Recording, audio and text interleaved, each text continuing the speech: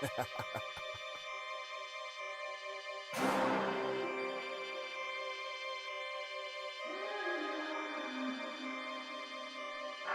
know y'all motherfuckers heard this shit before. Talk is cheap. Who the fuck you think you is?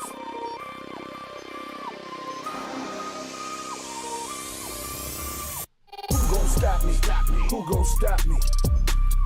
Who gon' stop me? Who gon' stop me? Who gon' stop me? Who gon' stop me? Who? You? Not hardly. Seriously, I lyrically render thee my enemy. Your intentions be clearly, sincerely to be the end of me. But I am what you pretend to be. You lack this intensity. I presently possess the tendency and weaponry to breathlessly end your tendency. The bullshit that you mumble don't make sense to me. You really wanna get at it? Say my name, I'll make it happen. Fuck the chitter chatter, let's get this shit cracking. Who gon' stop me? Who gon' stop me? Who gon' stop me? Who gon' stop me? Who gon' stop me? Who gon' stop me? Who? You? Not hardly. My superior interior rearranges your scenario. You're so mono-minded, but I put this shit in stereo. You should've let it go longer.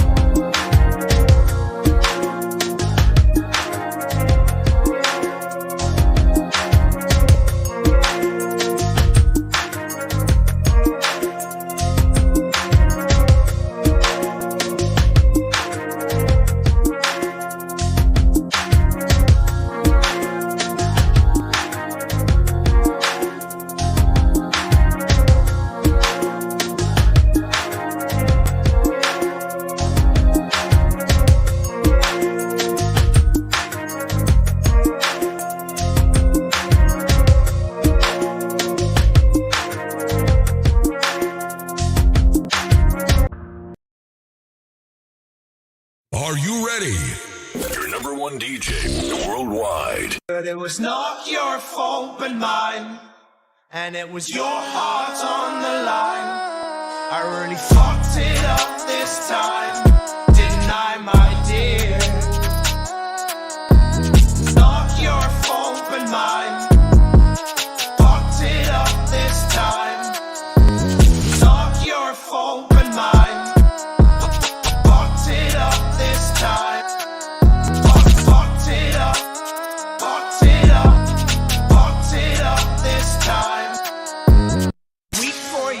My man, you'll never be what is in your heart. Weep, little lion man, you're not as brave as you were at the start. Fucked it up this time, didn't I, my dear? Not your fault but mine, and it was fucked it up this, fucked it up this, fucked it up this time.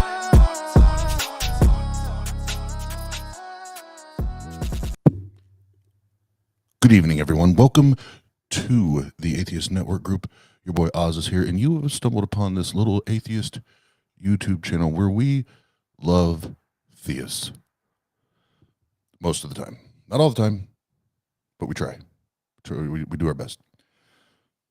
What's everybody in the chat? Thanks for showing up tonight. We appreciate it. And I gave everybody a warning backstage. I will give you the same warning.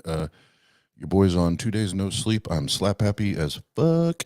So this could be entertaining, to say the least. We'll bring our two special guests on here. Un momento. Before we do that, first and foremost, if y'all didn't know, February 6th at 10 p.m. Eastern Time, it is the relaunch. It's back. UEC Ultimate Debate Championship. And our first debate between Mark Reed and James W. Should the death penalty be abolished? And we're already working on the second and third debates, getting all details and all those things, all those thingy things together. And that's going to be badass. And then the only other announcement that we don't have a visual for is if you happen to live in the Muncie, Indiana area this Saturday, Case Kane, Ernie Wayne, the two guys that I DJ with that you guys met last week or the week before, we officially kickstart our tour this coming Saturday evening. So if you happen to live in the Muncie or just central Indiana area, you'd like to come hang out, have a drink or two or 8 with your boy, and Jenna will be present at her first concert with So Sizzly. So you can come hang out. But enough of that shit. Before we bring the guests on stage here, Tang, you know what time it is. Tang, gang. Everybody in this bitch get sex. We doing what? Everybody in this bitch get sex. Yeah. Everybody in this bitch get sex. Everybody in this bitch get sex. Everybody in this bitch get sex. Everybody in this bitch getting tipsy. Even Dr. Josh. Dr. Josh getting tipsy in this bitch tonight. Probably not. I made that up 100%.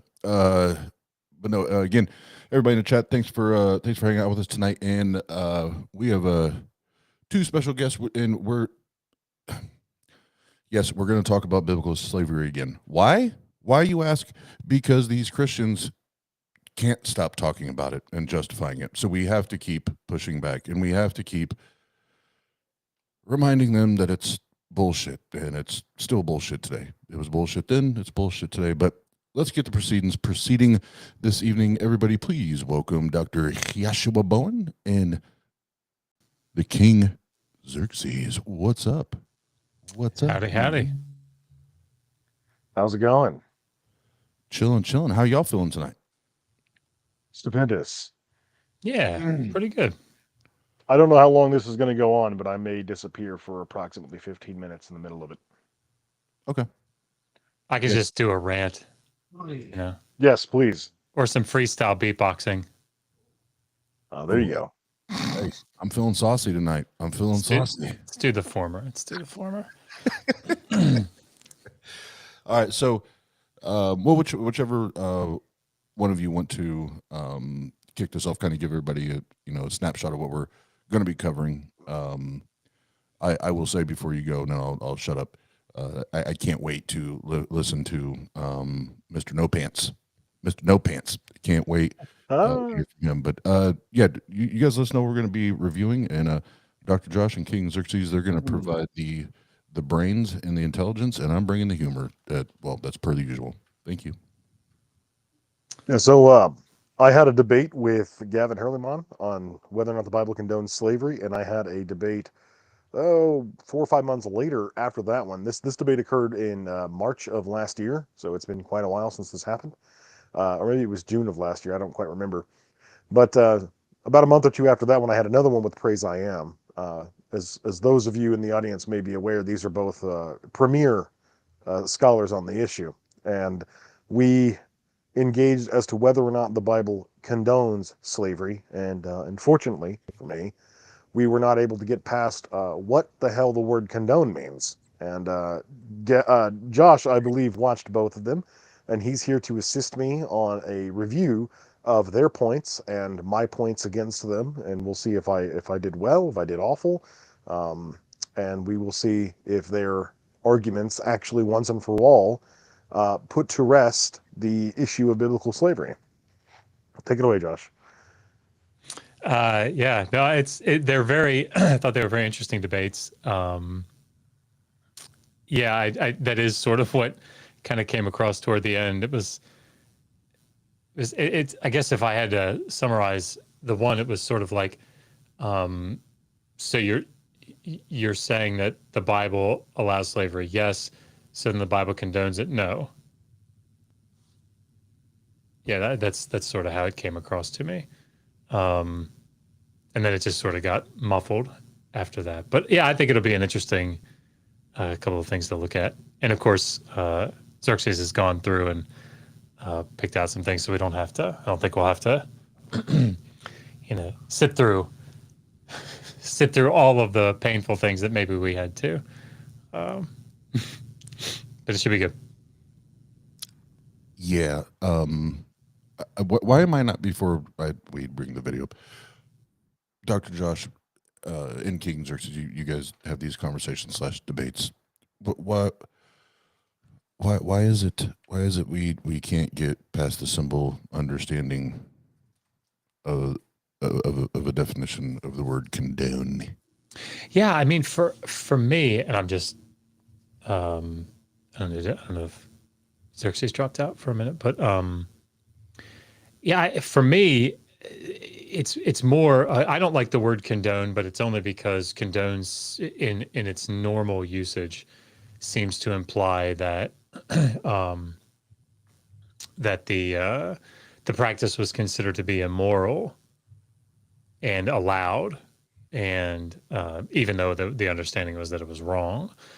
And of course, there's another use of the word condone, which is just sort of similar to endorse. So I would say in that sense, it certainly condones. But I mean, I would use the word endorse because I think it makes public declaration, and I think Xerxes shows that very well. I think generally speaking, when we go into these debates, it's like we use condone because it's softer. It's maybe a little easier for them to, I don't know, to.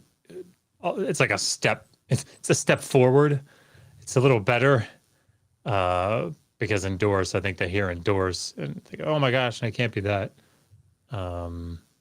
So maybe that's why. But yeah, this debate, it was for a completely different reason, because I feel like everybody was agreeing on the word, the definition, and then all of a sudden nobody was agreeing on it. It was just strange. It's weird, Josh. It's weird how that shit happens. Hold on one second. Here, hold on. Everybody in this bitch getting set. Everybody in this bitch getting set. Everybody in this bitch getting set. Everybody in this bitch getting set. Everybody in this bitch getting set. So one time, this one guy wrote this one book. I mean, it's even on the cover of the book, motherfuckers. No, I'm kidding. But no, go to Amazon, buy it by Dr. Joshua Bowen. Did the Old Testament endorse slavery? Go buy it right now. Thank you. I'm working on the second edition now. It's going to be a lot thicker. That's what she said. For better or for worse. All right. Well, are we ready to? Are we ready to hear from Mr. No Pants? I'm good. I'm good. All right, let's get Let's it. do it.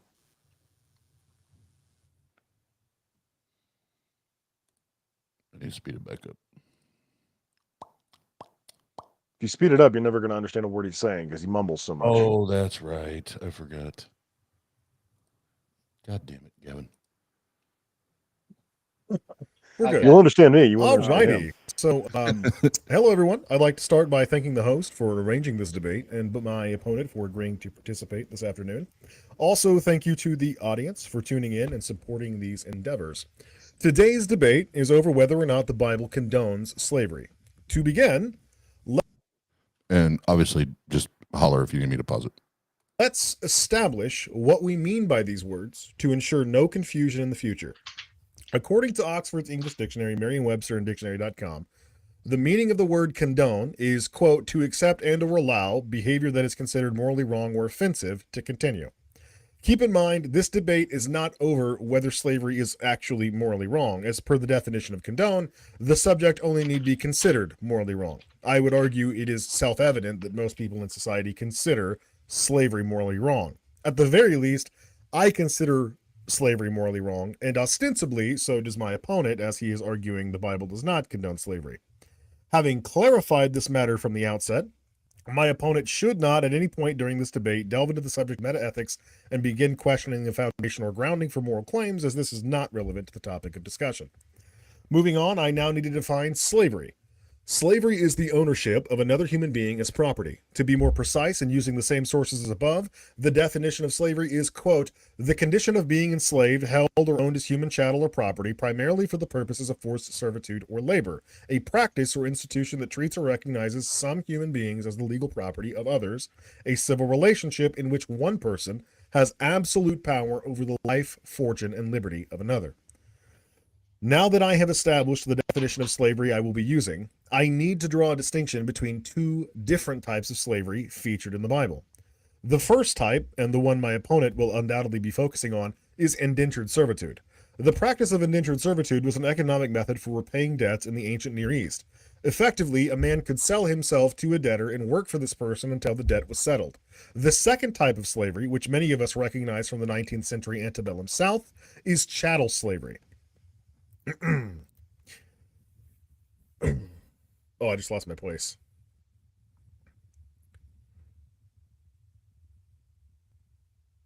Chattel slavery is the ownership of another human being as a piece of property. The key distinctions between chattel slaves and indentured servants are the following. Chattel slaves are bought and sold as permanent property. They do not get released after a set period of time. Indentured servants are released after they've paid their debt. Chattel slaves are kept as property and can be passed down to their master's children as inheritance, whereas indentured servants are contracted only to a single debtor. The children of the chattel slaves are born into slavery and kept as permanent property for their entire lives. The children of indentured servants can be released with the servant, but not if the servant sired these children with a chattel slave. And finally, chattel slaves could be treated as property, no different than livestock, whereas indentured servants, especially within tribal families, were treated as employees. So does the Bible condone either of these practices? Absolutely yes. We'll start with indentured servitude.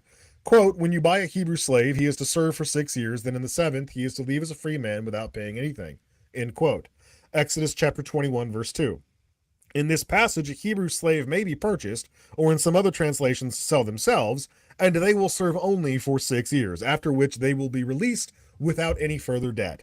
In the following verses, Israelites are commanded on how to navigate the familial relationships of the slave. Quote, if he arrives alone, he is to leave alone. If he arrives with a wife, his wife is to leave with him. If his master gives him a wife, and she bears unto him sons or daughters, the wife and her children belong to her master, and the man must leave alone. Exodus chapter 31, verses 3 and 4. Exodus chapter 21, verses 3 and 4. This passage explicitly states that children are born into the institution of slavery, which, as I previously established, is one of the key distinctions between chattel slavery. I want to point out that Gavin is writing down notes as I'm talking. Okay. This is a debate that's been going on for decades. All right. This is one that Gavin himself has regularly participated in. And I'm quoting the verses that everybody quotes. So what the hell is he writing down here? Did he not anticipate in advance that I would be using these exact verses? You know, the verses that talk about slavery in the Bible? That's just an interesting point of note. I didn't notice that because I was reading and I wasn't looking at the screen when I was going through this at the time. But I find it really interesting that he's writing. Throughout the debate, you'll see him rummaging through papers, you know, like a mad scientist, and he's just like flipping back and forth and rambling and not actually ever reading from anything specifically. But he has a ton of papers in front of him. Like this, I don't think this debate is that in-depth enough to warrant the sheer volume of trees that he has on his table. But now, guys, I digress. This isn't my area of expertise, but I'm going to go on a limb, and I'm going to say he's writing, where is my stapler? I mean, if we're being charitable, it's possible that he does. Is it William Lane Craig that does the, like he has little paragraphs for each topic that comes up? It's and like when he hears something like, oh, they're going to talk about this, then he's got something sort of memorized that he'll respond with. I guess it's possible that he's got all the verses typed out and he's highlighting, okay, he talked about that one or he talked about that one. I guess that's possible. You would think so, but given the arrangement of his opening dialogue and his rebuttal, that does not appear to be the case. He is completely lost the entire debate, doesn't know how to keep track of his own time, doesn't know where he's going, doesn't know how to segue. I'm obviously reading from a script that I prepared, but apparently that wasn't necessary. Continue. What's up, everybody in the chat? Before we continue with the nonsense, have a drink. Everybody in this bitch getting set. Everybody in this bitch getting set. Got it. Slavery and indentured servitude. Of course, the Bible also allows for the Hebrew slave in question to relinquish his freedom permanently so he can stay with his family. Quote, but if the slave declares, I love my master, my wife, and my children, I do not want to leave as a free man, his master is to bring him to the judges and then bring him to the door or doorpost. His master will pierce his ear with an awl, and he will serve his master for life. Exodus chapter 21, verses 5 and 6. Naturally, we read this and immediately recognize the intentional loophole provided for the Hebrews to permanently enslave one another. So clearly, the Bible endorses, or at the very least condones, indentured servitude. This is reinforced in Leviticus chapter 25, verse 39 through 43, where it reads, quote, if your brother among you becomes destitute and sells himself to you, you must not force him to do slave labor. Let him stay with you as a hired worker or temporary resident. He may work for you until the year of Jubilee. Then he and his children are to be released from you, and he may return to his clan and his ancestral property. They are not to be sold as the slaves are sold, because they are my servants that I brought out of the land of Egypt.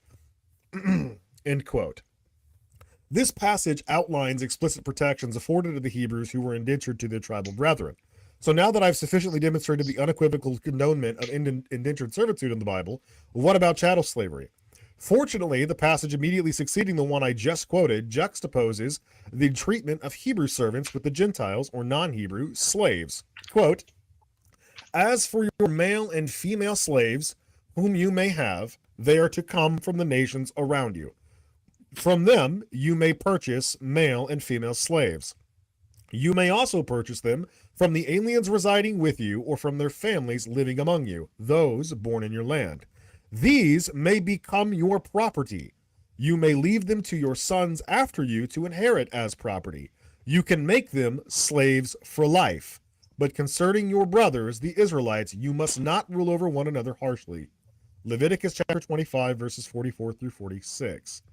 This passage makes it unequivocal that people could be owned as property, bought and sold as commodities, and they would Hold on, Dr. Josh, this is your area of expertise. Is that actually what the book means?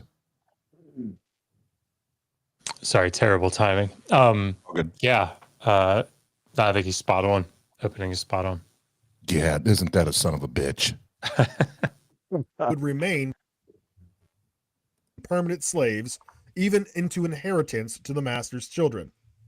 I fail to see how my opponent could offer an honest argument that the Bible doesn't condone slavery after this presentation. I have provided explicit and unequivocal passages wherein the Bible allows, in no uncertain terms, the ownership of other human beings as property. Once again, I must reiterate the purpose of this debate is to determine whether or not the Bible condones slavery. This debate is not over the morality of slavery or whether the Bible states slavery is good. Anything my opponent might offer to repudiate the notion that the Bible actively endorses slavery, as opposed to tacitly permitting it, would be a red herring and not relevant to my presentation. Other red herrings would include commentary as to the motive or justification behind the Bible's permission of slavery. Indeed, if my opponent wishes to make any such argument, he is effectively admitting the Bible does condone slavery, at which point the debate is over. But what arguments could my opponent offer that the Bible does not condone slavery? My opponent may recite Exodus chapter 21, verse 16, quote, whoever kidnaps a person must be put to death, whether he sells him or the person is found in his possession. Of course, this verse is not in any way admonishing or prohibiting slavery. This is merely outlawing the act of kidnapping a person, not the act of owning people as property or purchasing them from other lands, which is explicitly allowed in Leviticus. Furthermore, Deuteronomy chapter 24, verse 7 reiterates this law, but specifies that the law was exclusive to the Israelites regarding their conduct with each other. Clearly, the Bible does not outright forbid kidnapping, as we see in Deuteronomy chapter 20, verse 10 through 15, quote, when you approach a city to fight against it, make an offer of peace. If it accepts your offer of peace and opens its gates to you, all the people found in it will become forced laborers for you and serve you. However, if it does not make peace with you but wages war against you, lay siege to it. When the Lord your God hands it over to you, strike down all its males with the sword. But you may take the women, dependents, animals, and whatever else is in the city, all its spoil, as plunder. You may enjoy the spoil. Dr. Josh, what does that mean? Plunder. Yeah, I mean they're taking as slaves. Did hold on, I muted everybody except the Christians. Did you hear that? Did you hear that? Okay, everybody's unmuted now. We'll proceed. Of your enemies that the Lord your God has given you, end quote. This passage also unequivocally commands the Israelites to forcefully take foreign people as slaves. If these people resist, the male combatants are slaughtered and their wives and children are abducted against their will and forced into bondage. To conclude my opening statement, it is abundantly clear that the Bible not only condones slavery, but in some instances actively commands the Israelites to enslave certain people. I have given overwhelming evidence to support my position, while also preemptively responding to potential arguments my opponent could make. Indeed, my opponent needs not only refute every passage I have provided, but provide passages to the contrary as well. For if he intends to defend the proposition that the Bible does not allow slavery, then he must provide clear instances where slavery is prohibited. I now turn the floor to my opponent. Good luck to you, sir. Goddamn right. Oh boy. Yeah, I think it was very well done. Any, I do want to say that the passage of Deuteronomy 20, 10 through 15, or 10 through 18, that is a passage that I've been using in this argument forever. I have rarely ever seen another atheist in this topic use that passage, which always puzzled me because I thought it was so overt and obvious that anybody should be able to read that and go, yeah, this is it's clear as day. These people were being abducted against their will, taken into slavery, and these weren't prisoners of war. And I think, Dr. Josh, you did a video on this against What Do You Meme, and I'm a lot harsher than you. I think that What Do You Meme, his attempt at reconciling slavery by comparing it to the buying and trading of sports team members wasn't just misguided, it was maliciously dishonest. There's no way that he thought that was a legitimate comparison, and he went with it anyway. I mean, either the guy has an IQ below room temperature, or he was being intentionally deceptive. I mean, there's unfortunately a third option, and that is that, you know, people like Paul Copan, like this is their argument. So I mean, like, I'm assuming that's, I have to assume that's where people like, you know, Mike Winger and What Do You Mean? They're pulling the information, or at least sources like that. It's a shame. But I'm just gonna say, I know that you've used that passage. I think the first time I ever saw anybody but myself use it was when you used it in your second video on slavery against What Do You Mean? And I haven't watched those. I should have watched those leading up to this, but I didn't. But there was another debate on the MDD show between Matt Dillahunty and Converse Contender, wherein Converse Contender like repeatedly harps on the word endorse and insists, per his definition of the Bible, does not endorse slavery. And when the questions and answers section came up, I submitted $5 to read that quote. Converse Contender agrees that the quote matches his definition of endorse, but it's taken out of context somehow. He doesn't elaborate on that. No way. No way. They would never do anything like that. Just a forewarning, Gavin takes longer than me in the opening. Mine was very concise and to the point. Gavin rambles, so you're going to want to do some fast forwarding, especially considering that most of this you're not even going to understand what he's saying because he doesn't even know what he's saying. He's just talking. Okay, thank you for the warning. I'll speed it up just a tad, and we'll get back into it. So let's just take a vote for the three of us here on this stunning panel. And when I say stunning, I mean you two, not me, because according to the chat, it's you guys, not me. But we'll take God damn it, fucking hit the right button, Oz. And I apologize, but I am going to be absent for a few minutes now. I'm going to take this opportunity while you guys are going through his opening statement, because I'm sure Dr. Josh is going to have more to say about that than I do. I couldn't hardly understand anything he was arguing, but I'll make sure that I rewind and watch this later to see what you guys had to say on the matter. I'll be gone for 5 to 6 minutes maybe. at least throughout the entirety of his opening argument. But I do have a lot to say on his rebuttal to me. I Okay. have most of my notes are in that section and the open dialogue. So I'll be back and I'll let you know when I return. Okay. Sweet. No worries. And I already know what King Xerxes is going to say. I actually know what the three of us are going to say, but I'm a skeptic, so we're going to skeptic. Dr. Josh, and we'll stick to the Old Testament. Does the Old Testament endorse slavery? Oh, I mean, that's such a tricky question, and it depends on what you mean. Yes, definitely, 100%. What is your definition of endorse? Yeah, but Oz, how do you know anything, right? How can I you don't ground know. the I don't ultimacy know. of the I preconditions? don't know nothing about nothing. I don't know nothing about nothing. All right, before we get into no pants, have a drink. What's everybody in the chat? What's going down? What's cracking? Everybody in this bitch getting sex. Everybody in this bitch getting sex. Everybody in this bitch getting sex. No, pardon me, Jenna. Is that a universal claim? Is it a universal? And do you have an ultimate to ground said universal claim? Is that an absolute question? Absolutely not. All right, so hold on. I have to make a phone call here real quick before we do this.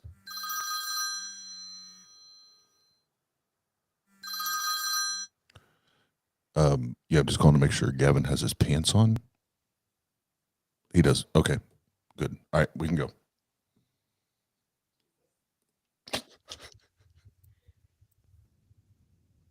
Hey, how's my sound? Shitty. How's my sound, guys? Fine. Just fine for me. Hello. Okay, thanks, Xerxes. All right, so Bob, just keep an eye on the time for me, please, because I don't have a watch. So, as I kind of expected, there was a whole lot of fallacies of presentism from my opponent's opening. So, there seems to be this common clique amongst atheists to say that God never disapproved of slavery in the Bible or never condemned it in any way. However, this is not actually true, and I will show that from Scripture. I can already tell. So the first this thing we is need gonna to be consider amazing. is what was the role of a prophet of God in the ancient Near East? The prophet's job in the A&E was to speak the words of God's, and they were covenant emissaries. So basically, the role of a prophet was to enforce the covenant rules. When a prophet went to a nation and sought to have them uphold their side of the deal or their place in the covenant established by God, the prophet was speaking to the people usually with disapproval from God, because covenants come with cursings and blessings. So God was using the prophet as a conduit. God was speaking through the prophet. So when a prophet turns up and starts announcing judgments on the nation, especially the nation of Israel, the people knew that God was speaking through the prophet and against them. So we have to keep this in mind when we look at these passages. Now, there is a wealth of pericope through the major and minor prophets in the Bible where God clearly condemns his people for their actions towards slavery, and God lets this be known unequivocally. Remember, the prophets are speaking the words of God. They are expressing God's moral approvals and disapprovals. That was the role of the prophet in the A&E. So with this in mind, let's look at 1 Samuel chapter 8, and we start at verse 20. So chapter 8, starting. I just want to very politely point out that this is sped up. This is sped up. Verse 20. 1 Samuel chapter 8, we start at verse 20. Right. So Samuel, the prophet, says this: then we will be like all the other nations with a king to lead us and to go out before us and fight battles. When Samuel heard that all the people had said, he repeated it before the Lord, and the Lord answered him and said, listen to them and give them a king. Then Samuel then Samuel said to the Israelites, go back to your own town. So why is this important? Well, it's important because in the previous verses, God is speaking through Samuel, and he's dead set against the Israelites having a king. If we started, Dr. Joshua Bowen, is Samuel a reliable source here? I mean, I guess it depends on what you mean. That I don't know that question from like a historical standpoint is terribly relevant here because in his interpretive model, he's going to view this as the inspired word of God, and so that it's and I don't actually think that needs to necessarily factor in here. I don't know if you guys are familiar with First Samuel, chapter 8, but it's talking about where the people are asking for a king, and so First Samuel 8 he talks about there's this idea that sort of runs through parts of the Deuteronomistic history that's like Yahweh's your king, right? Yahweh's, and I think Gavin gets into this. I mean, he's right about this, right? I mean, everything he said thus far is pretty much on. So, Samuel says to him, hey, if you get a king, if you ask for a king, like to be like the other nations, Deuteronomy is explicitly against this. The Deuteronomy is playing off First Samuel here. And the idea is Yahweh's supposed to be your king. Well, if you reject Yahweh as your king, which the people do, so that they can have this king like the nations around them, the king is going to do stuff to them. And some of the stuff that he's going to do is what you see some of the earlier Israelite kings doing. And so you have major building projects, and those major building projects need slave labor, essentially, forced labor, corvée. And so that's what the prophet is warning. Hey, look, he's going to tax you. He's going to take a bunch of shit from you. He's going to take your children to work in his projects, right? He's going to enslave, essentially, your people. And this is the opposite of what is supposed to happen to Israel, right? They're supposed to be the head and not the tail. They're supposed to be the ones that are, Yahweh's people. And so that's what the context of this is. So yeah, if that's useful to know going into this. And I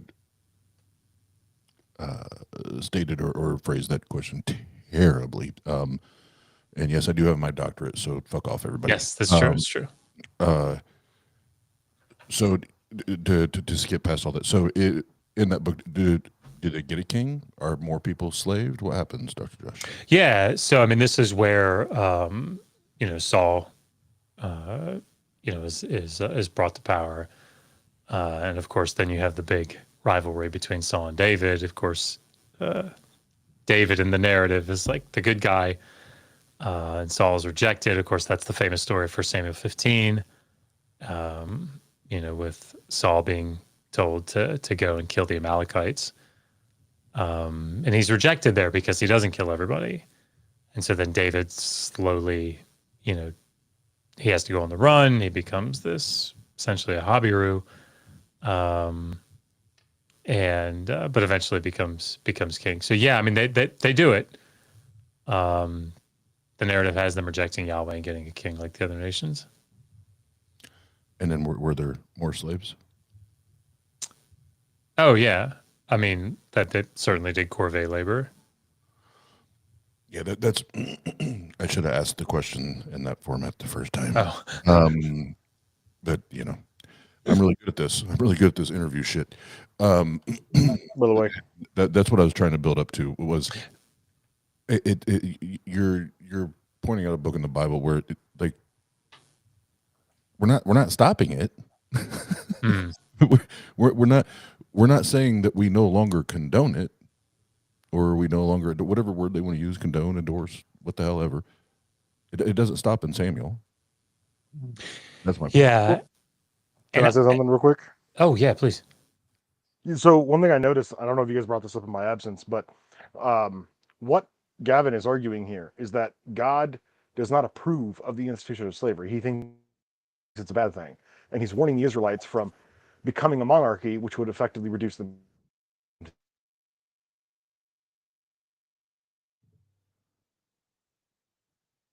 Xerxes, you cut out if you're still talking. Oh, can you hear me now? Now we can. Yeah. So how is how is Gavin going to argue on one hand that because the definition of condone requires the thing being permitted is morally wrong or offensive, therefore the Bible doesn't condone slavery because slavery is not morally wrong or offensive, and then simultaneously argue that it is morally wrong or offensive and God does not approve of it in this passage in 1 Samuel? That's actually a really interesting point. That is a proper use of condone there. Yeah, I agree. Yeah, I agree. That knowledge, dropping knowledge. Did you hear that? No pants. Everybody in this bitch getting said whoop. Everybody in this bitch getting said whoop. Everybody in this bitch getting said whoop. And before we go back to the video, I just want to say what's up, everybody in the chat. So a couple of new names jump in. What's up? What's up? Welcome. Thanks for hanging out with us. We are currently reviewing the first debate we're going to go through tonight. King Xerxes smashing No Pants Hurlimann, and does the Bible condone slavery? Which we'll get to the interesting part here when they do their rebuttals. But yeah, there's no debate like a Hurlimann debate. Wait for praise I am. Verse Oh, 10 of 1 Samuel chapter 8, it says, Samuel told all the words of the Lord to and if you guys don't know, Gavin is Praise I Am's father. the people who were asking him for a king. So Samuel says, this is what a king who will reign over you will claim as his rights. Remember, this is God speaking through Samuel. He will take your sons, he will make them serve with his chariots and horses, and they will run in front of his chariots. Some he will assign to the commanders of thousands and commanders of 50s, and others to plow his ground and reap his harvest, and still others to make weapons of war and equipment for his chariots. He will take your daughters to be perfumers and cooks and bakers. He will take the best of your fields and vineyards and olive groves and give them to his attendants. He will take 1/10 of your grain, of your vintage, and give it to his officials and attendants. If your male and female servants are the best of, your male, my mistake there, your male and female servants and the best of your cattle and donkeys, he, being the king, will take he will take for his own use, and he'll also take 1/10 of your flocks, and yourselves will become his slaves. When the day comes, you will cry out for relief from the king you have chosen, but the Lord will not answer you in that day. So as you can see, God was not overly enthusiastic about his people having a king, because God was their king. They didn't need a king, but the Israelites wanted to be cool and be like the other nations and have a king. So this is a clear passage from 1 Samuel that God is not approving of slavery, and he's trying to warn the people through Samuel who is speaking God's words. Now, there's many more scriptures where God. If we could for just a second, because I want to nuance it just a little bit, because again, I agree with almost everything that he said there. The thing that I would nuance is that they're his chosen people.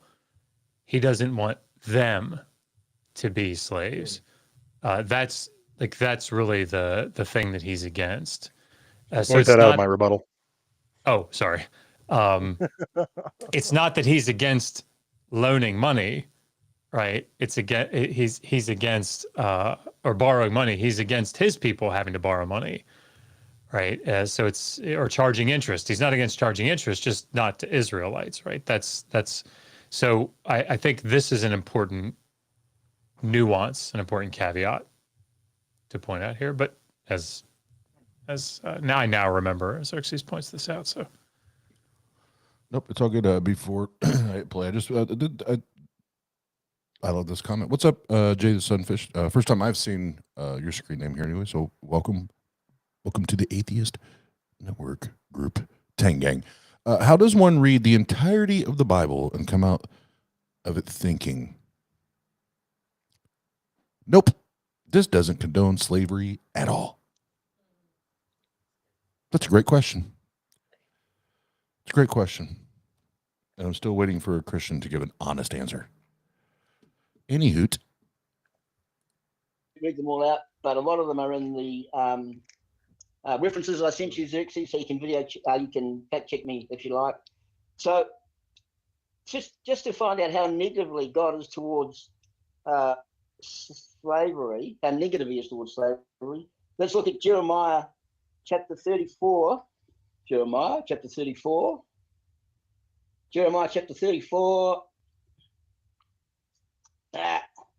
And if we start at verse, say, 12. Start at verse 12. Remember, Jeremiah's a prophet, so he's speaking the words of God. God is speaking through Jeremiah. Then the word of the Lord came to Jeremiah. This is what the Lord, the God of Israel, says. I made a covenant with your ancestors when I brought them out of Egypt, out of the land of slavery. I said, every 7th year, each of you must free your fellow Hebrews who have sold themselves, right? Sold themselves into slavery. I said, have sold themselves to you. After they have served you 6 years, you must let them go free, right?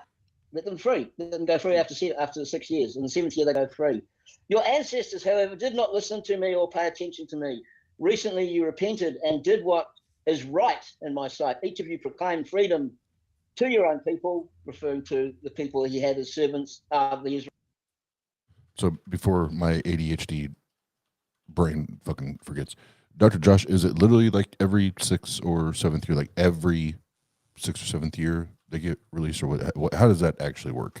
Yeah, I mean, if we're going by what the law says, it's a different question if these laws were actually put into place. But yeah, the way that the text reads in both the Covenant Code in Exodus 21 and in Deuteronomy 15 is that they're supposed to serve for 6 years and then released in the 7th year. So that changes in Leviticus 25 in a couple of different ways. But yeah, the idea here is that 6 years is supposed to take care of any amount of debt, because the idea here is that, you know, just very quickly, like, Oz, if I borrow 10 shekels of silver from you, I have 2 bad crop years and I can't pay it back and I default on the loan, you come and take me as a debt slave, right, as the creditor. Or your children. Or my children, that's right, or my wife, or my slave. Like in the story of Elijah and the destitute woman. That's exactly right. Yep. And so the idea here is that, or the thought would be like, okay, well, we've got to somehow, you know, work you enough, you got to work me enough to pay back the 10 shekels worth of silver. Well, the sort of the dastardly thing about this is that now you can start to incorporate things like interest, right? Depending on how high an interest rate is. Now I might work for a year and earn 1 shekel of silver or 3 shekels of silver or whatever, but interest on that loan is 4 shekels a year, right? So the longer I work, the more in debt I get, right? And so eventually in the ancient Near East, a lot of times people just shifted from being a debt slave or a pledge or even probably even a restraint, but not sure about that. I have to think about it. But they would just convert to chattel slavery because of the debt. Yeah, good. I don't know how long we're going to be doing this for, but we're already an hour in, and we're not even to the open dialogue of this debate yet. And then we have the Praise I Am one to review. I don't know if you guys are wanting to do like a 4-hour stream. I don't know if Dr. Josh has the time for that. I definitely have the time for that. I can do this all night long. But I just want to, you know, let you guys. Let's go to the open dialogue if I can find it. Let's see. Pleased with her, you must let her go. You must let her go. Relevant quite well. So let's go back to that. Yes, Exodus. My opponent also argued briefly that passages succeeds the one that Gavin. Her father and mother. So I know the open dialogue. Yeah, I can hear you. I can hear you. Because there's a rebuttal, right? There's a rebuttal back and forth. If you're looking for the open dialogue, I think it's further up. Am I right about that, Xerxes? I think that's right.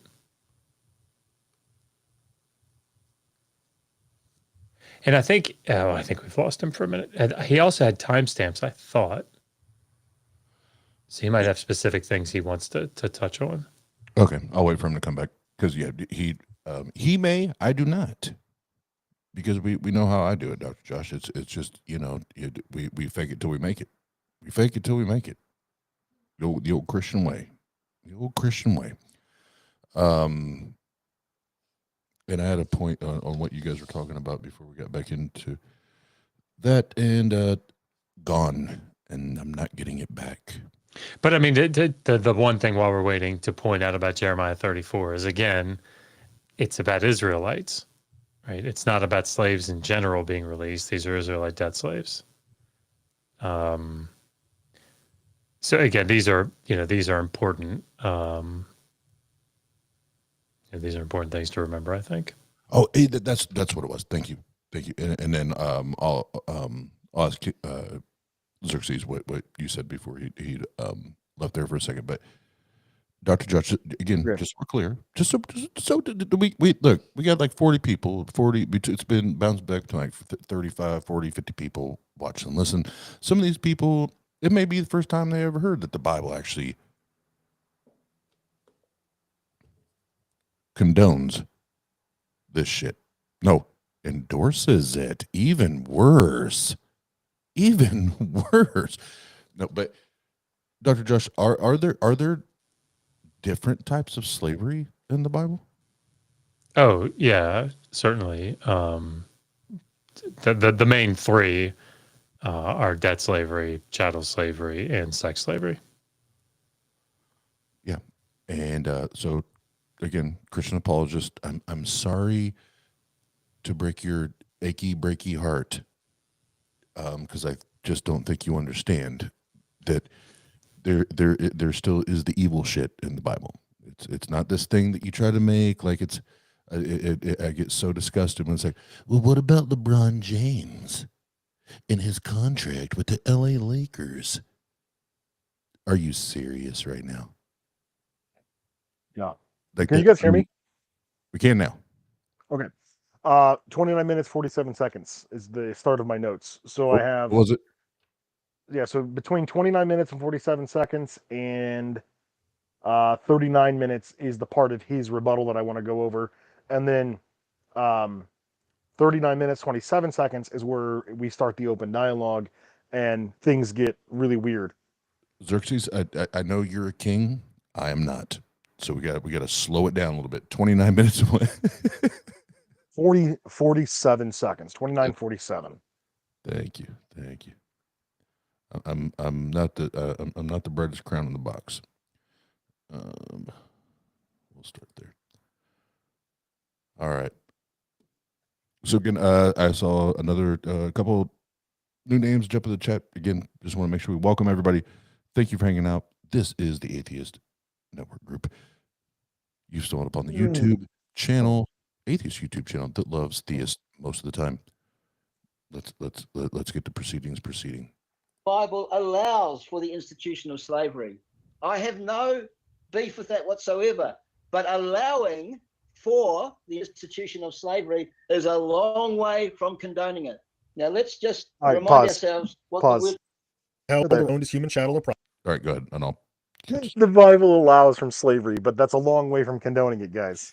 A long way away from condoning it. Yeah, I have no problem with the Bible allowing slavery. That confused me. That confused me. And then he continues in that section to say, cite me verses where God condones / approves of slavery. My entire opening argument is that. But keep in mind, the debate is not whether or not God condones or approves of slavery. It's whether the Bible does. And Gavin conflates that a lot. At no point do I ever say God said this or God said that. I read passages from the Bible wherein it's supposedly God talking to the Israelites, but I don't ever stipulate that because I'm not talking about God. I'm not talking about Gavin's imaginary friend here. I'm talking about the text of the Old Testament and whether or not it says that slavery is an acceptable practice or institution. So that's what I wanted to go over in that section. And then at 31 minutes, 14 seconds, he says the exact same thing he just said there again, that the Bible allows it, but allowing does not mean condoning. Hold on, let's do and then he gets into some weird sections here. Well, I don't want to hit like every 2-second timestamp unless you guys are willing to do that. Well, if he's going to repeat something, like I want to hear it twice, because if he's going to double down, all right, it just proves the point. So I'll hit it and we can stop it. 31 minutes, 14 seconds. Here we go. Slavery. And in fact, if you wanted to be, if you, oh, sorry. What the fuck is he doing? Just excuse me a minute. In almost every instance in the ancient Near East, the kind of slavery governed by the Old Testament was debt slavery, where an individual could offer their labor. Back that up a little bit. Go to like 31 minutes, 11 seconds. Slavery, because as I said, there's a wealth of pericope that points the other way. God allows for slavery. Says it again. Interesting. Yeah. Interesting. At 31:36, which is where we were just at a minute ago, he says that it's mostly debt slavery, which I don't know how you could quantify that. Like, there's no stipulations in the Bible as to which slaves were more common, debt slaves or chattel slaves. One would think that it would be chattel slaves because they could just be bought and sold as commodities, whereas there were these really strict guidelines that you had to go through to get a debt slave, particularly a Jewish debt slave. Yeah, see, this is just real quick to address that, because this is where sort of the foot in both camps, or maybe sort of utilizing critical scholarship to try to address something, but not necessarily understanding how it works. So like, you can go read about, particular studies done on slavery in the Old Babylonian period, for example, in the early 2nd millennium BCE in Mesopotamia. And they might say, like Seth Richardson might say, well, yeah, it's, primarily, debt slavery and they're being used as fungibles or something. That doesn't mean that you can then say that because in this corpus of texts, these contracts and these letters and these, law collections, that because it happens in this period, in this geographical region, that you can now apply that everywhere. Like, oh, it says here they're mostly debt slaves in the Old Babylonian period, therefore everywhere in the ancient Near East, that it might be the case, but you can't necessarily do that, if that makes sense to everybody. Well, don't we have like historical examples of, like, say, Cyrus, for instance, like outright abolishing chattel slavery? Yeah, I don't really get past into the Persian period, but because I don't think that Babylon would be a great comparison, because Cyrus is, I'm pretty sure, well known for being one of the earliest people to outright abolish owning another human being as property. Indentured servitude was still permitted, but to be fair, the restrictions on that were even tighter than the ones in the Old Testament. And the thing is, the ones in the Old Testament was illegal in ancient Babylon under Cyrus. You were talking about the interest rate thing. Cyrus gets rid of that too. Yeah, see that, and we'll talk about this, but I mean that's the other thing, is that this idea that the laws in the Old Testament are so much more stringent or something. It's something that they say quite a bit, but it's really not the case. There are certain very narrow contexts in which that's the case, but they're also quite utopian, and not actually something that anybody would say that was actually put into play. So, anyway.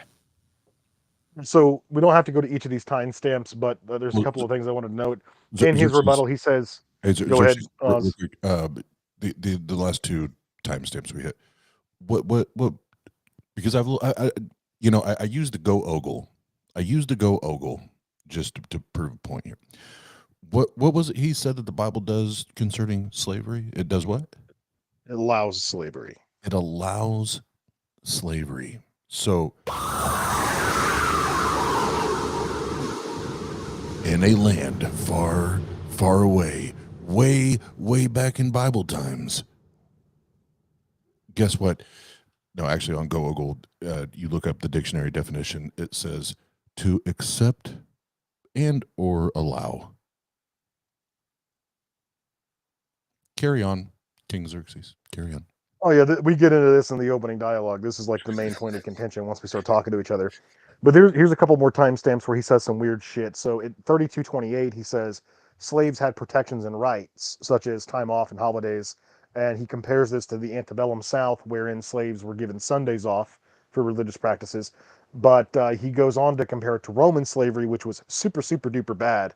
compared to Near Eastern slavery. Now, I actually looked this up because you might accept it at face value, but if you look up Roman slave laws were a lot more race-based. So war captives were actually made slaves far more frequently than anybody else. But they didn't just capture the women and children like they did in the Old Testament. They captured the men as well. And there were different laws for how to treat slave men who were war captives versus how to treat women and children slaves who were like either born into the institution of slavery or sold by a family member. And he's technically correct that they were a lot harsher with the war captive slaves. Like those guys could just be abused for fun, but the women and children could not be. That was prohibited. The slave master was allowed to use his female slaves to gratify, take that however you will, their guests in their house, but the slave women were also paid for this, like prostitutes. So yeah, it's still an abhorrent like situation, but it's a lot. I suppose you could say it's a little less ridiculous than, say, the Old Testament, where you literally just go in and kill a little girl's entire family, and then you take her as a sex slave. And there is no passages in the Old Testament which offer her any kind of recompense for that. But the female slaves in Rome were paid, as were the male slaves. They were paid. They were given coin, so they were still owned as property, but they were given their own wages that they could buy, spend on prostitutes, wine, clothes, whatever they wanted, especially the gladiators, because they were so well liked and adored by the community. So yeah, Roman slavery was awful, but was it more awful than Hebrew slavery? Not really. I mean, both institutions were awful. They were a little bit different in the way that people were treated. But to suggest that Roman slavery was like completely atrocious in comparison to Hebrew slavery is just not well researched at all. If anything, like if I had to be given the choice to be a slave in ancient Hebrew or in the ancient Near East or in Rome, I'd probably go with Rome because there's a lot more benefits that I got from being a Roman slave. Like soap, for instance, was one of those benefits. I like soap.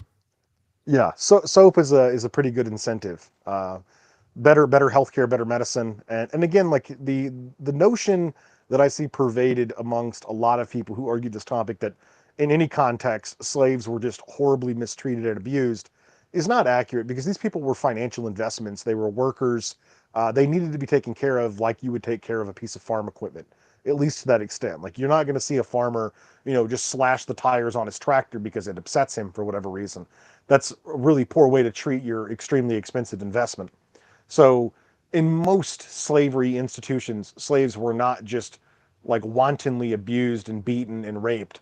That's not something that happened. It occasionally happened, sure, but it was not a common practice or commonplace. And in most slave countries, slave nations, there were laws expressly prohibiting this kind of treatment. The antebellum South has some pretty recent laws on that. If you look at the Louisiana slave articles of 1847, it explicitly states that a master can punish his slave, though not through unusual rigor, nor so as to maim him or cause his death, which is basically lifted off the pages of Exodus 21:20.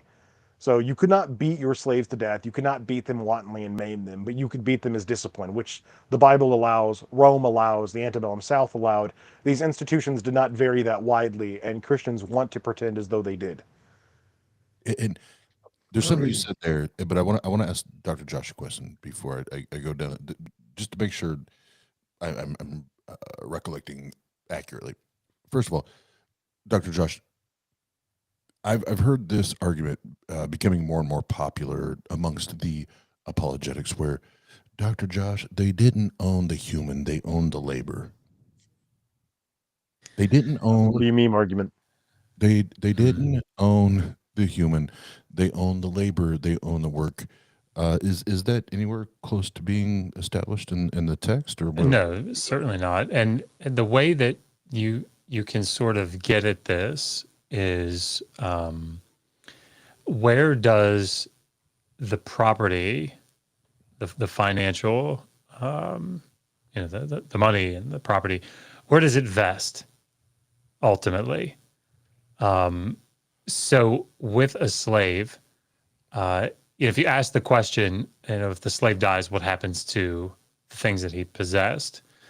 If they vest with his family, they go back to his family. This was a debt slave, and it's a little more nuanced than that, but they don't that individual, that's closer to owning the rights to their labor. Now, unfortunately, what they think that means, apologists, is they think that that just means like a job. So like, Frank could leave anytime he wanted. That's not what it is, right? That person is in the household and bound there. Like you don't leave. That's the point. You can't. A chattel slave is somebody that could, have like a peculium or something, but like their property, their money is ultimately the master's. So you can see this sort of thing when you look at, as Xerxes points out, like Leviticus 25, 44 to 46, they're inherited, right? They are property. And so it's not the labor that they're, the closest thing to that, I would say, is the Israelite in Leviticus 25. What they become is they're supposed to be there as a hired worker. And so in that case, they're still kept by the Israelite master until the year of Jubilee, but they're supposed to be treated as a hired worker and not as a slave any longer. So, no is the short answer. It's not just a job. Okay. So I wanted to ask that, and then Xerxes, the analogy that you drew there has my in a positive way, has the wheels turning in my brain, which it's small and it's slow, but they're turning. The comparison to like farm equipment, because in that piss poor argument that I'm hearing more and more of is that they only own the labor and not the person. So is it? And now I am going to be petty when I say this part on purpose, but are you apologist? Are you arguing this is like Rent-A-Center? No, the apologists, like that's probably what they would be arguing. But no, it's important to bring up that the slaves of the olden days, whatever country you want to go to, they are effectively the farm equipment of the modern age, right? Like nobody would dispute. And that's what I'm saying. I mean, I 100% agree. So are the apologists now? And again, another, because as soon as they realize that, okay, I can't use this to overcome this, now I have to shift this argument and I have to change this argument. Because like I've said before, all apologetics is, because if their God is the same yesterday, today, and forever, it's like a basketball game. As soon as you pick up your dribble, and you already picked up your dribble, the only thing you can do is pivot. You can't move, you can't change, you can't evolve. It is what it is, right? So this is just another pivot where it's not the person we owned, it's the labor we own. But that analogy that you drew, that's what I'm trying to find a clear way to communicate what's going on in my head right now, but it's difficult after 2 days of no sleep. But yes, I think that's worth investigating even more, trying to paint a very clear picture on, like, yes, you're trying to create a difference. There is no difference. This is farm equipment. You own it, you take care of it, and you get labor from it. Yeah. I mean, like think about Exodus 21, the end of Exodus 21, the passage that often gets sort of missed in these discussions about the goring ox. If the ox is prone to gore and he gores a free man or a free woman or a free child, then it's lex talionis. It's the life of the owner of the bull or the ox that gored is forfeit, and he can pay to redeem his life. But then verse 32 says, if it gores a slave, it's not lex talionis, right? He pays 30 shekels of silver to the master of the slave. So it's not that it's being paid to his family. It's not that it's being paid to his late wife or something. It's where does the money go? It's the same thing that would be true in any other piece of property. If something is destroyed, it goes to the person that owns it.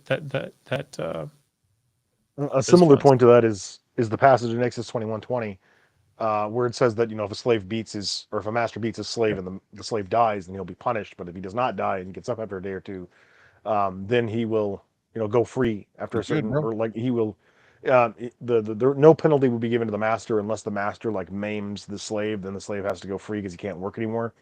But what's interesting is if you read that in the actual Hebrew, the word there that they use for penalty is navam, which is not the same word they use for the death penalty, which is mut tamut. And that's one you see in every passage surrounding Exodus 20:21 or 21:20, where it says that if you do this, you get put to death. That's what they say, mut tamut. You will surely die, or you will be put to death. And in this passage, it uses the word for fine or penalty, which is the same word it uses when it talks about the ox owner having to repay the slave master. So even if the slave master kills his slave, he doesn't get put to death. He just pays some sort of fine.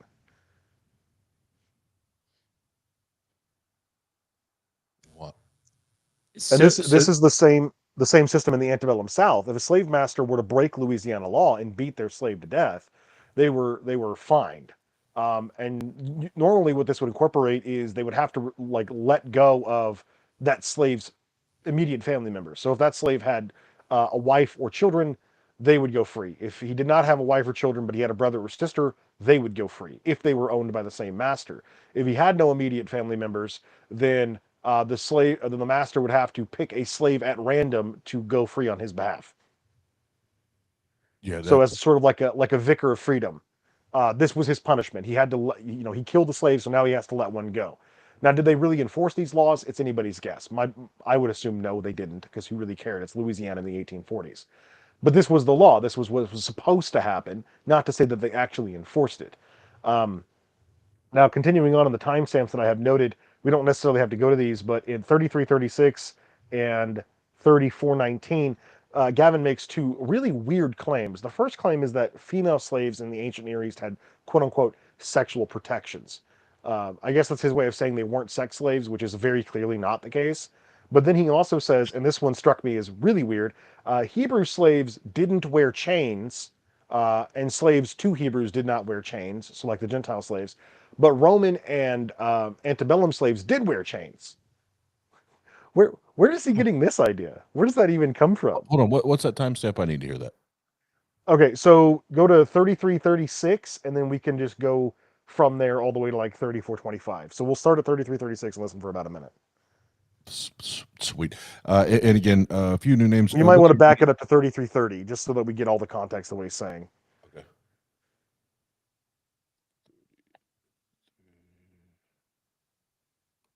What were you saying, Oz? Un momento, because I can't multitask at all. I was going to say one more time, a couple of new names I saw and popped in the chat while we were talking. What's up, everybody in the chat? Thanks for hanging out with us. And oh, you're good. You're good. Let's hey, Tang Gang, have a little drink, and then we'll get back to the no pants Hurlimann footage. Oh, Josh, I don't know if you heard what I just said, but we're about to go over a part in this segment of Gavin's rebuttal where he says something to the effect of female slaves had sexual protections, and slaves that were owned by Hebrews didn't wear chains, whereas slaves of Rome in the antebellum South did wear chains. Something stupid like that. I don't know what the point was, but we're going to listen to it. Okay. All right, Tang Gang, get your drink, your edible, smokable, whatever the fuck it is you do. Everybody in this bitch getting set. Everybody in this bitch getting set. Everybody in this bitch getting set. Everybody in this bitch getting set. Everybody in this bitch. And also, the Old Testament does indeed condone, endorse, gives permission to, allows slavery. Faith is bullshit. Prayer is bullshit. And Jesus is a myth. Carry on. Legal redress. You had legal redress. Not so as a Roman slave, not so as a slave in the antebellum South. In the antebellum South, women had sexual protection through the law as an event in the ancient Near East. you had no sexual protection as a Roman slave or a slave in the antebellum South. Could you be kidnapped? Could you be kidnapped into slavery in the ancient Near East? No, but obviously you could be kidnapped as a Roman slave, and obviously you were kidnapped as an antebellum slave due to the West African slave trade. Were you chained? Were you chained up as a eved in the old? Yes, I mean, I don't know if he meant to say it like that. It's true that in the ancient Near East, you couldn't be like it was illegal to be kidnapped into slavery. That's true.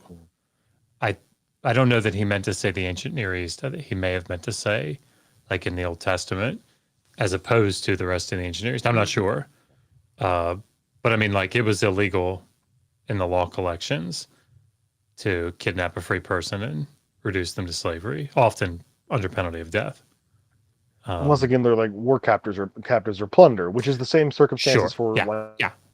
Sure. But as far as the antebellum slave trade goes, like you'd have to go back pretty far to find the origins of the slave trade where they're actually being transported out of Africa. But those people were not abducted by the Europeans. They were enslaved by their own countrymen, the kings and queens of West Africa. And then they were sold to the Europeans in exchange for resources like gold, silver, wheat, that kind of thing.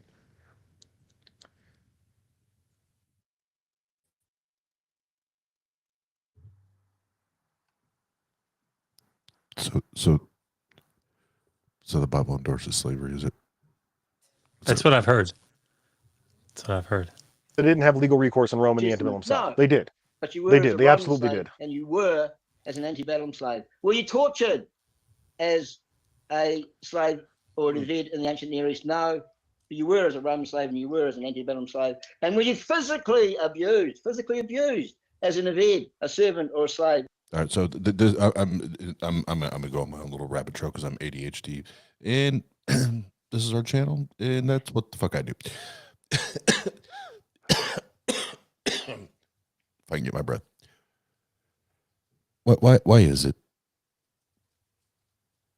Why is it, God, if you're out there, why is it you have the 10 Commandments, and the first one is, thou shalt not have any other God before me. The first thing you list out is someone just giving their life and serving you and jerking you off forever. But you couldn't create an 11th commandment that says thou shalt not own humans as property? You couldn't have done that? You could have pulled that off, bro. You couldn't have pulled that off. You know the number of hairs on all of our heads, or the lack thereof. But you couldn't just say, thou shalt not own humans as property. But you did make sure to tell people not to cheat, not to masturbate. They don't do that shit. Don't do that shit. Sorry, that was my own little rant.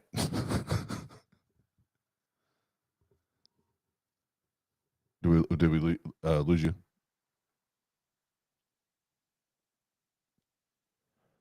Xerxes, I think we might have lost you.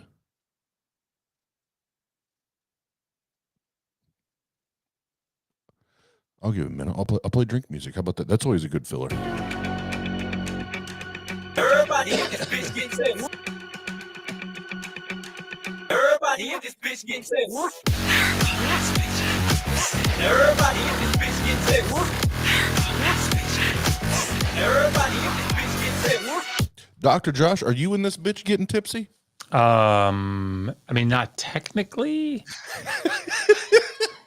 I fucking love you. So, sorry for bad again. But I don't know where I cut off, but I'll just say this. Like it is completely, it's not just wrong, it's a lie. If he did any amount of research into this at all, he would know that you could not just wantonly abuse and torture your slaves in Rome legally. Not to say they didn't do that, but legally they couldn't do it. It was against the law. Did they enforce the law? I don't know. Your guess is as good as mine. But for a fact we know, because if you read 1 Peter 2:18, it's explicitly commanded to slaves, obey your masters, even those who are cruel, obey them in all subjugation as your God has ordained. This is in direct contrast to the actual laws of the Hellenistic regions of the Roman Empire. Like, take Ephesus, for example. In Ephesus, if you beat or abused your slave, there was actually a legal recourse the slave could go through to prove that this was happening to them, and the slave master would have to let them go free by order of the court. So they did have legal recourse in the Roman Empire to be free of wanton abuse, because a slave lost their value if they were maimed significantly enough they couldn't work. And so if a slave master was hurting them to that degree, a slave could, petition a tribunal to have this reviewed and take witness testimony. And slaves did frequently go free as a consequence of abusive masters.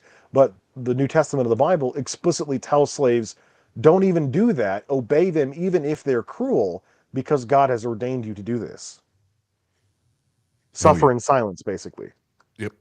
Yep, absolutely. And I won't take about a bunch more time, because we'll get to these, because I do want to hear from Praise that I am that I'm not, because I'm a bitch. I do want to hear from him.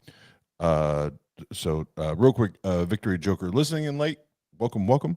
But happy I'm here. Looking forward to listening. We're just getting in. We're just getting into the saucy shit. So you jumped in at the right time. What are the next timestamps there? Your Royal Highness. Okay. So now we want to go to 3840, and we want to listen from 3840 to about 41 minutes and 15 seconds. 3840. All right.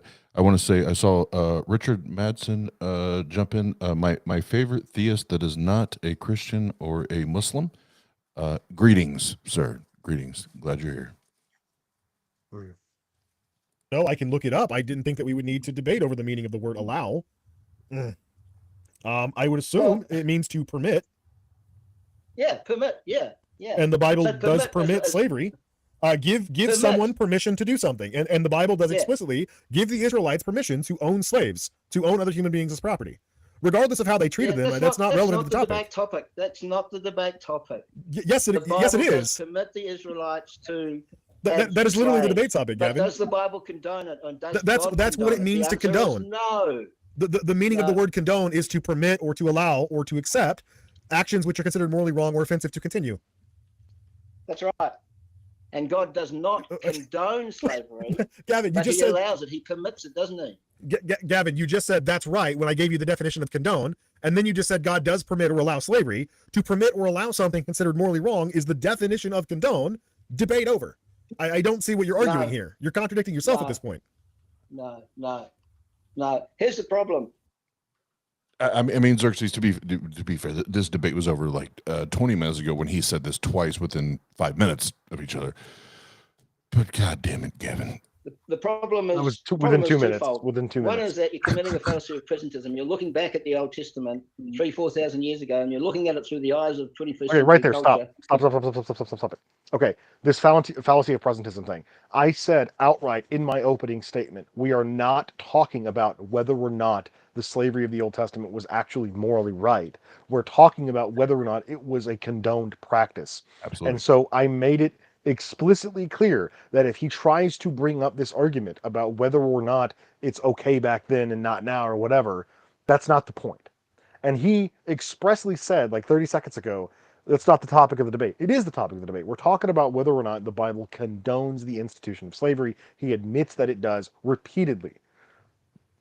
And then just squabbles over what the word condone actually means. Why does it even... Would he have not debated me if I used the word allow instead of condone? What if I said, what if the motion is, does the Bible allow slavery? Would he have just not debated me then? I don't get it. And keep in mind... He would have went to the other word. And later on, you're going to hear him say something... let's see here. At around 58 minutes, he reminds me that I'm the one that picked the debate topic. That's not true. He did. I can go to my Clubhouse direct messages with him. He's the one that chose that exact topic. Does the Bible condone slavery? He gave me that wording. So I never knew this guy before he interacted with me on Clubhouse. If I had known him prior to that, I would never have agreed to this because this is obviously a shit show. But it's an entertaining one nonetheless. So we can keep going. 41 minutes, or about the 41-minute mark, is Dr. Josh's favorite point of this debate. So just go just before 41 minutes and then play from there, just before 41 minutes. Dr. Josh, are you ready? I think so. Yeah. Are you ready? Yes. I'll take that as a yes. To do labor for a master, right? An institution that legally acknowledges one person as the property of another. No. No. Now, I'm assuming you can't read ancient Hebrew and you can't read Koine Greek like me, right? I actually can read Koine Greek. You can. Yes, sir. Wow. Can hold on? I honest question. Has anybody asked? Can Gavin actually do those things? No, he can't. He demonstrates that he can't in this debate. You'll see. Okay, well, that's It's pretty obvious. I'm trying to be charitable and be a good skeptic here. He proves throughout the debate that he can't actually read these words. Have we asked for evidence? All right. Well, the primary evidence is that he thinks the word "evid" is Greek. It was confusing. I'm hoping it was just like a slip, maybe. No, he does it twice. Maybe it's a double slip. See, this is why I love Dr. Josh, because you get two characters on here like King Xerxes and I. We're it's just gonna be savage, and Dr. Josh is like, I give room, but you're probably right. I mean, I've said words wrong. No, that's what I love about Dr. That's why it's the yin and the yang. But Josh, have you ever said a word wrong while correcting the pronunciation of that word to another person, and then insinuating that they can't actually read a language of the word in question is not a member of? Yeah, no, I haven't done that. Hold on, Xerxes, hold on 1 second. I have to go through all my tax papers here on my desk and find out if I took notes to determine whether I've done that or not. And do I have pants on? Do I have? I'm kidding. Pants check. But yeah, I had to play a button here because I do need to hear from praise them that I'm not, because I'm a bitch. So then you must know that what Leviticus 25:44 through 46 says then. Well, that would have been written in Hebrew, and I do know what that says. Yes. Yeah, well, it would have been translated into the Greek as well, into the Septuagint.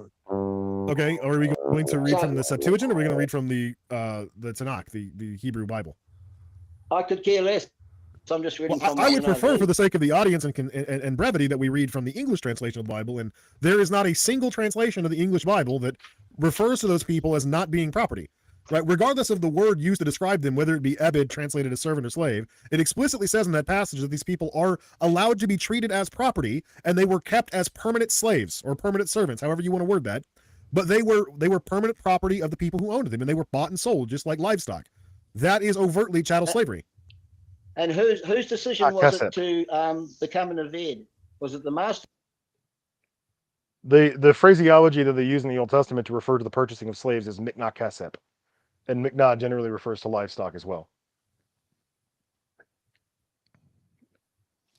And Dr. Josh, for a layperson, oh fuck, cut that, babe. I should have included that in here, but I didn't want to get too bogged down in the language of the Hebrew because I didn't think it was relevant.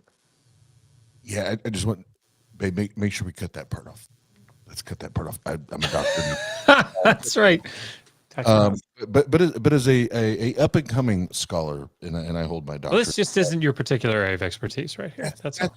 Fuck. I Gotta need get- to champion that. I need to That's champion. half of being a PhD is just learning to say that. It's not my area of expertise. Dr. Josh, this not being my area of expertise, what Xerxes was just saying, I think, no, I don't think, I know that there's a lot there, but what would you say is kind of, or what would you add as an exclamation point to what Xerxes is highlighting there?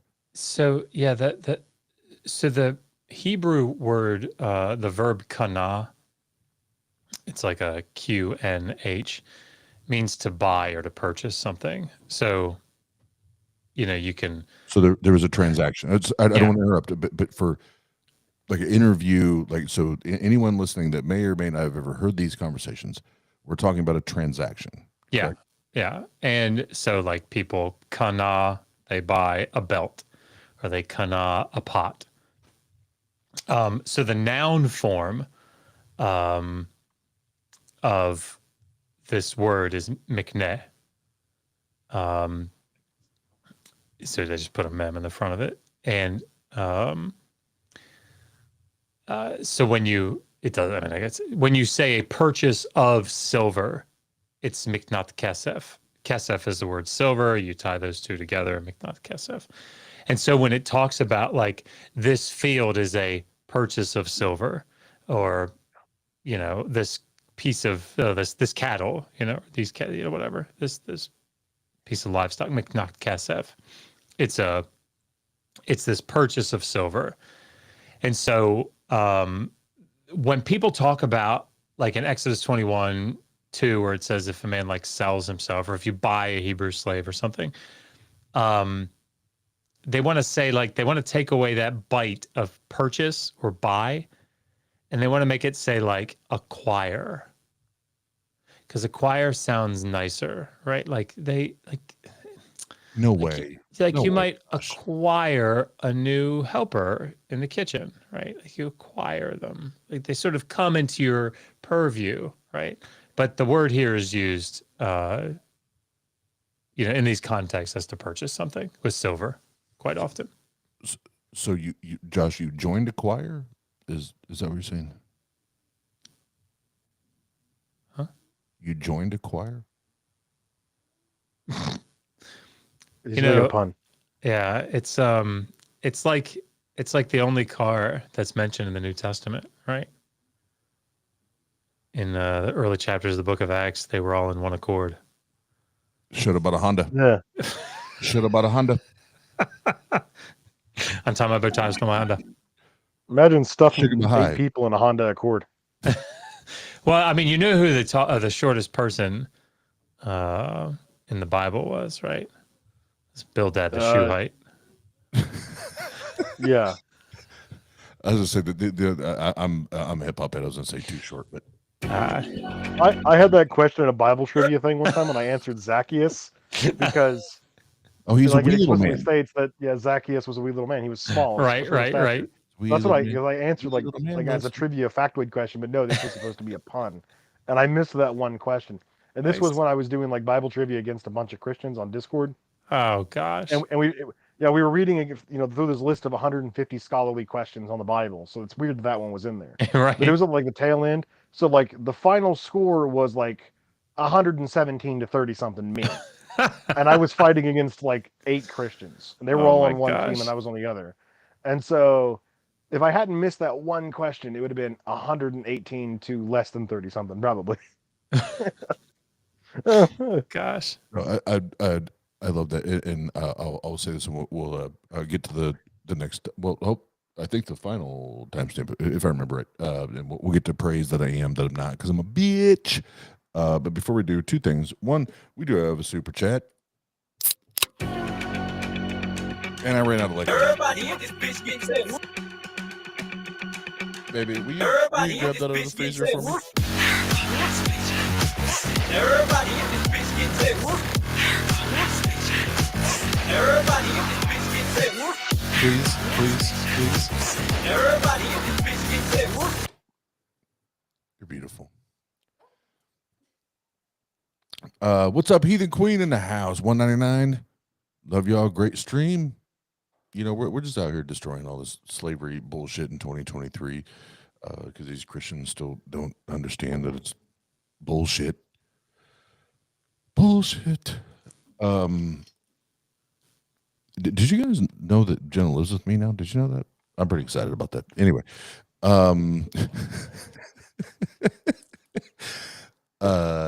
we have a couple more notes on this interaction, and they're at the end when Gavin starts to become like super incoherent and annoying. Yeah, like when he starts actually like attacking me personally. So at 49 minutes 25 seconds, I say that we should just move on to the closing statement. 49:25. Yeah, I remember I say that we this. should move on to the closing statements because we're not getting anywhere with this open dialogue, and he accused me of rage quitting because I want to move on in the debate. All right, here we go. That what happens in the Bible fits that definition, and then you don't agree that it's condoning. So I just don't need to continue on this merry-go-round. Like it's not productive. But you take it.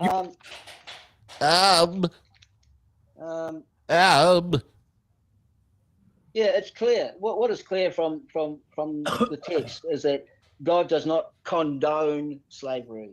Does not condone. And I kind of thought this might happen where we'd be mucking about with definitions, etc., because this is a classic atheist tactic. What is he doing? But it's clear that God does not condone slavery. Let me see. Except for all the places He doesn't condone it; he just permits it. You already said he allows he doesn't condone slavery. I mean, if I'm going to give you.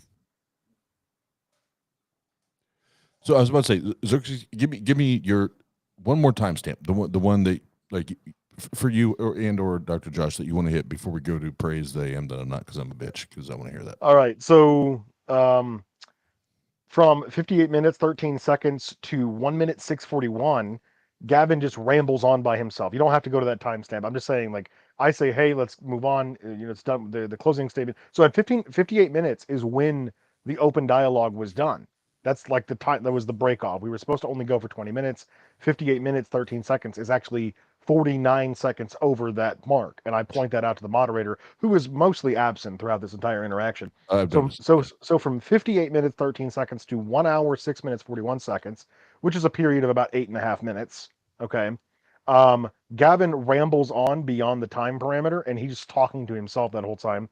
Right. But 1 hour 9 minutes and 46 seconds is the last timestamp I want to go over. And then there's like right at the tail end of the debate where I'm like, okay, the debate's over, I'm leaving. And then Gavin goes, oh, you're rage quitting? We weren't even debating anymore. It was over. What was hour 9? What you said? An hour 9:47. Oh man, I hit that on the dot. Let me go back a little bit. All right, so before I hit play, I do want to say, King Xerxes, we are relaunching on February 6th. UDC, the Ultimate Debate Championship. And if you actually want to debate on a platform that offers an actual, it's not a moderator, a referee. You definitely should, Xerxes. You'd be very, very good at it.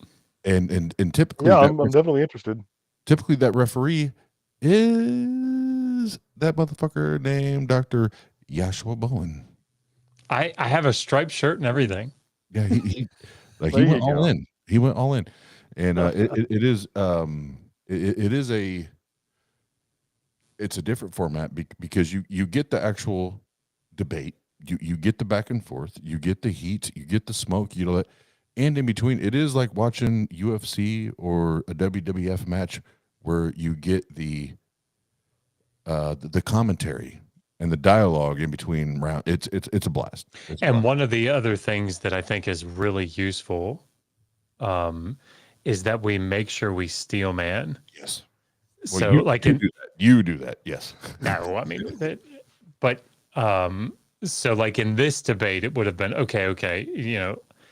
Gavin, steel man his position. What is he saying about condoning and then Xerxes, you would do the same. If I thought there was a bunch of like talking past each other, so it's actually really useful. Yeah, it's a different format that I've and Josh and I've talked about that we've not seen anywhere on YouTube. As far as bringing the entertainment. I'm definitely interested in that. Don't get me wrong. It's just that, my topics that I'm particularly well versed in are somewhat narrow, and I doubt, because I know the last time you guys did that, you didn't have that many theists, and I wound up having to debate politics. That's where you come in, man. That was the tournament. You're talking about the tournament. UDC is a channel, like we'll have a debate every week, every 2 weeks. You're referring to the tournament is stacked, where you could debate a theist and atheist, or Bigfoot.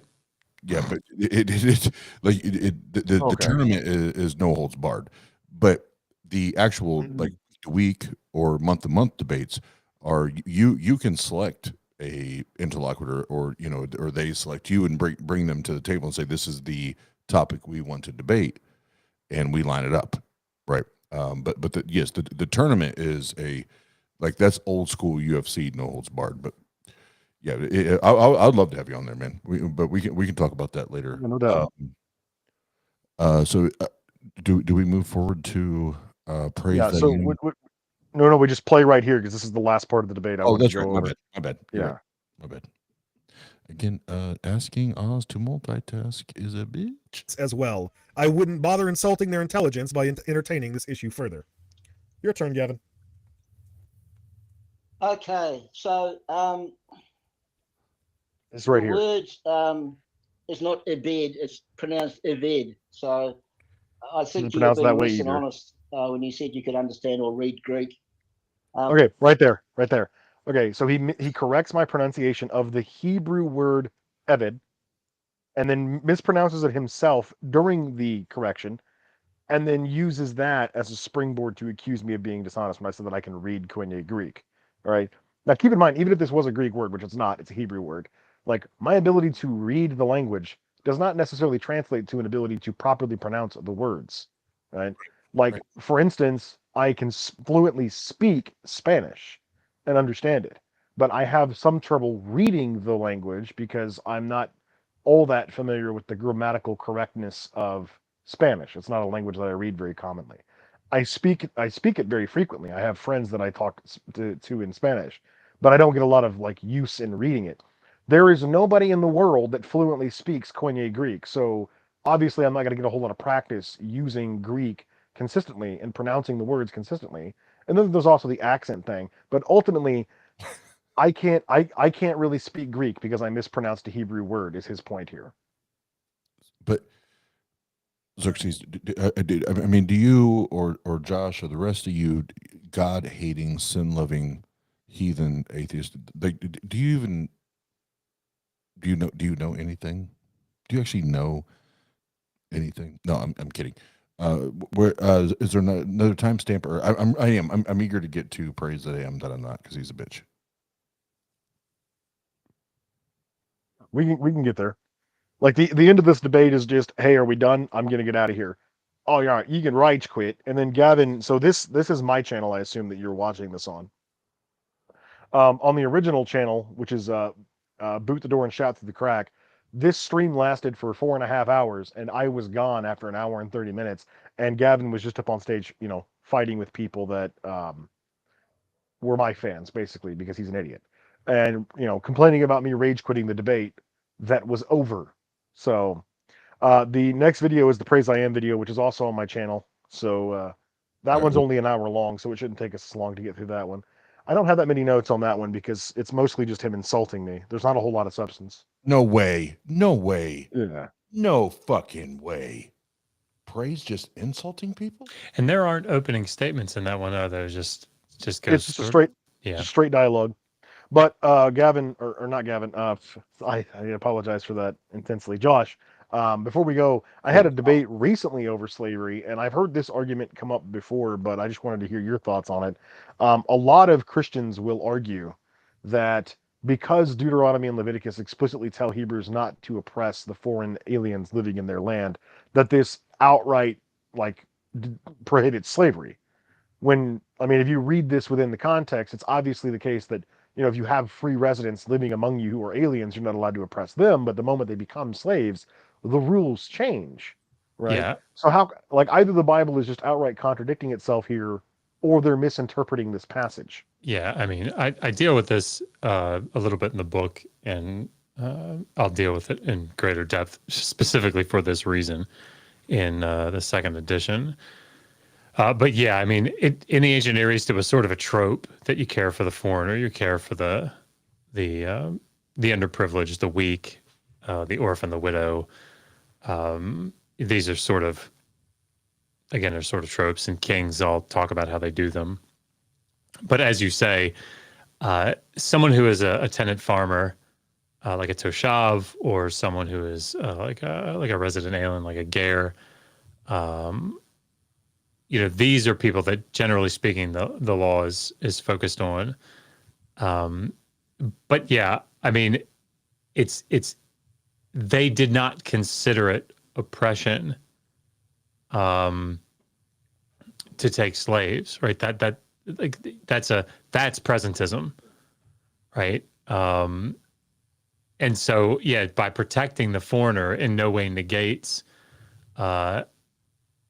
anyone becoming a slave, right? You weren't allowed to oppress a fellow Israelite in Deuteronomy 15, but you could take him as a slave, right? So, I mean, yeah, you're exactly right. The one, it just doesn't follow. Oh, yeah. shit! I completely missed that. It was in my notes, but I didn't get to it, and we don't need to go back. But there was a part in the Gavin debate where he accuses me of using the fallacy of presentism, and then he asks me, "Do you know what the fallacy of presentism is?" And I said, "No, I don't. Please explain." And then he says, "You do know what the fallacy of presentism is, and you're using it on purpose and lying." And I was just like, "Oh, okay, whatever, I guess." Why would you bother asking me the question if you already know the answer? That makes no sense. But this one you're going to want to start at the 7-minute mark, because the first few minutes is just filibuster. We're just waiting on the thing to get sorted and people to pile in. 7 minutes is probably the good starting point. All right, let me get there. And in the meantime, have a drink, everybody. Everybody in this bitch getting sick. Everybody in this bitch getting sick. Oh shit! Everybody in this bitch getting sick. Everybody in this bitch getting sick. Everybody in this bitch getting sick. And I don't think I've ever done in almost 3 years of streaming. I don't think I've ever done this, but I'm getting ready to eat while we're live, because I got angel food cake and strawberry icing, and that's gonna make me less angry. It's gonna make me less angry, because when I hear praise, I am that I'm not, because he's a bitch talk, I need things that make me happy. So here we go.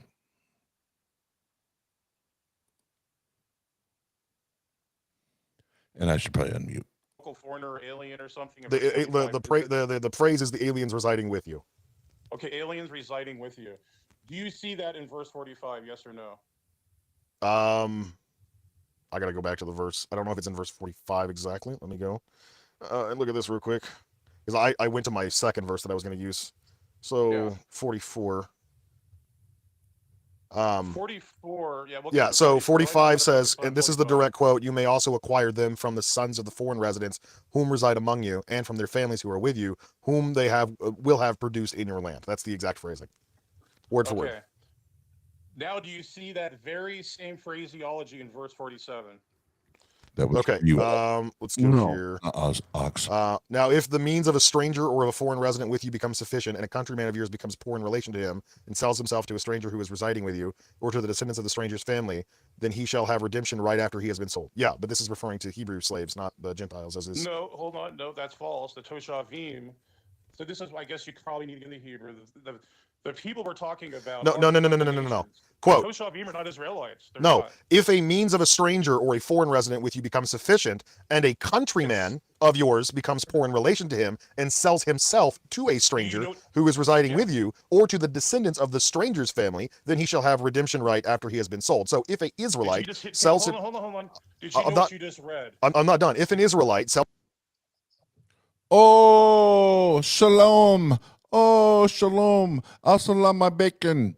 I love my bacon. And you should know that. How you know? You can check the rankings. I don't even know what I said, but neither does he.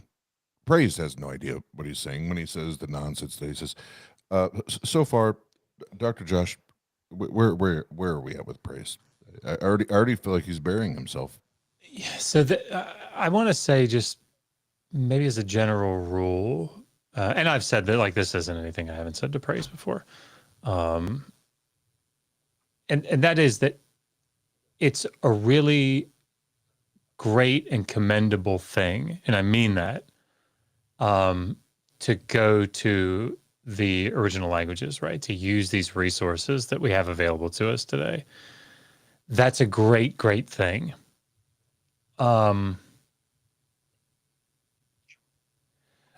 Where I would caution people is, let's say you're translating, you're reading through a passage and you say, oh, that's an interesting word. I wonder what forever means there. And you go to your, interlinear and you look at it and it says this word olam. And you say, oh, that's cool. And you click on it and you see that it's used in these other places. And you go, oh my gosh, like olam can have this other meaning over here. Man, it could be like, it could be used. The quintessential example is Elohim, right? There are places where Elohim, the word for God or gods, can show up as judges, right? In a particular context, or it can show up as like angels, or something akin to that. Sometimes I think in a Strong's Concordance, those are the two are like God and angels or something. Well, it's funny that you bring up the word olam, because we do get into that at around the 44-minute mark. But basically what he says is that the way it's being used here is like that the people could be kept up until the master's death, which is obviously not the case, because it clearly says that you can leave these people to your children to inherit after you. Yeah. So obviously the slavery did not end upon the death of the master. Not that that would make it any better, but right. He says explicitly, word for word, the word olam does not mean in perpetuity or forever. And then if you go look at the Strong's lexicon, that is exactly what it means in this passage as it's translated. And there are no passages where it means what praise suggested that it meant. Like, not even close. Like the closest thing that you can get to a finite interpretation of this word is for some time. Well, and we can keep going, because I want to hear. But for those that you just jumped on, first of all, welcome. And you're hearing a debate between King Xerxes that's here reviewing with the one and only, the man, the myth, the legend, Dr. Joshua Bowen, the author of like 6 million books. And you should buy all of them. But King Xerxes is debating praise that I am, that I'm not, because I'm a bitch. And that's actually how you find that on YouTube, and you have to spell out because I'm a bitch.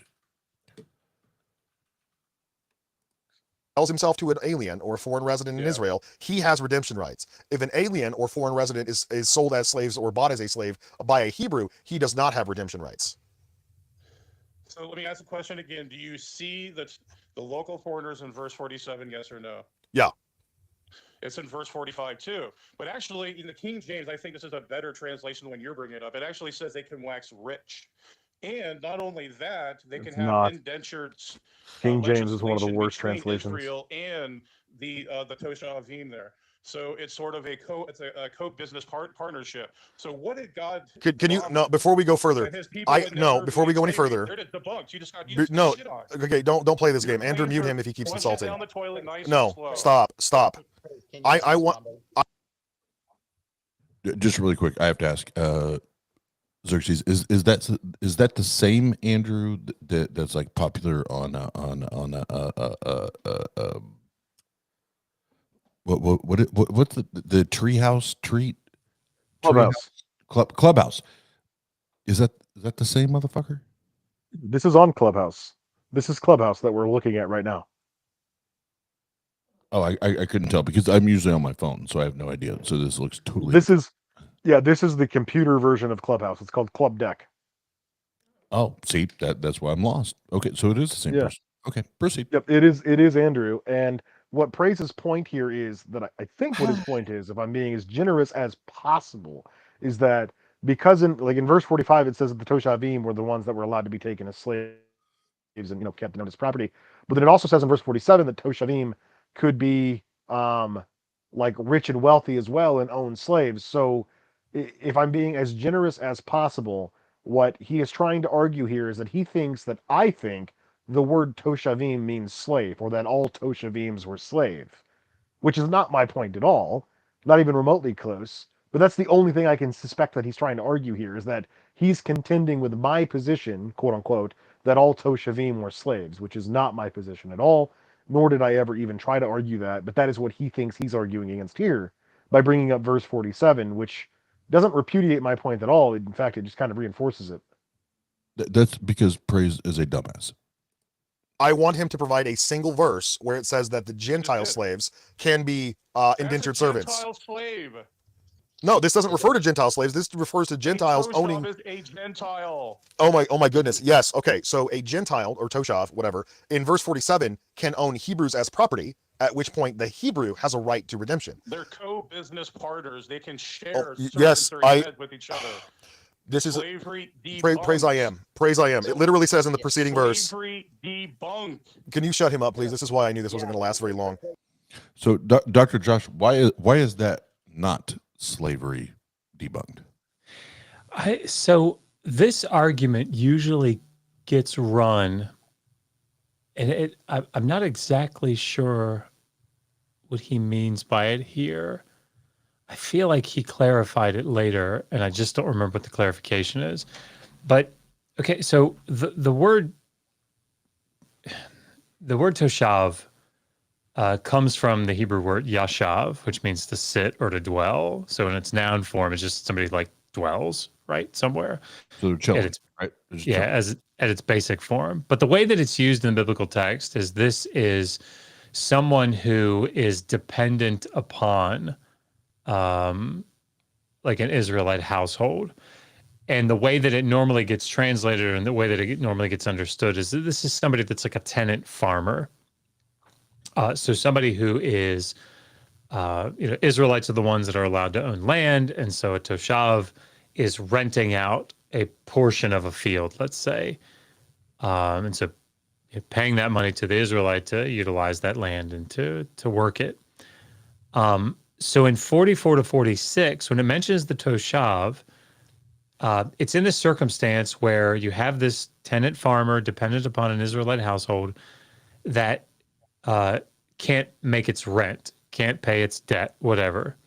And so the Israelites are allowed to take slaves, debt slaves, from these tenant farmers.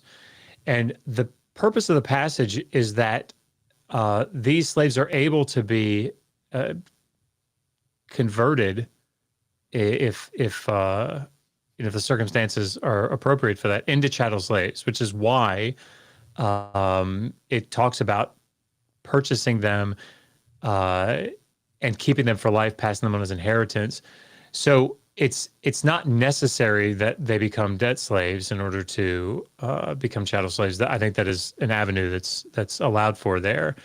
But these are, by definition, chattel slaves that are coming from the goyim, the nations around, and from the toshav, the toshavim, the tenant farmers that are living in the midst, and from their families.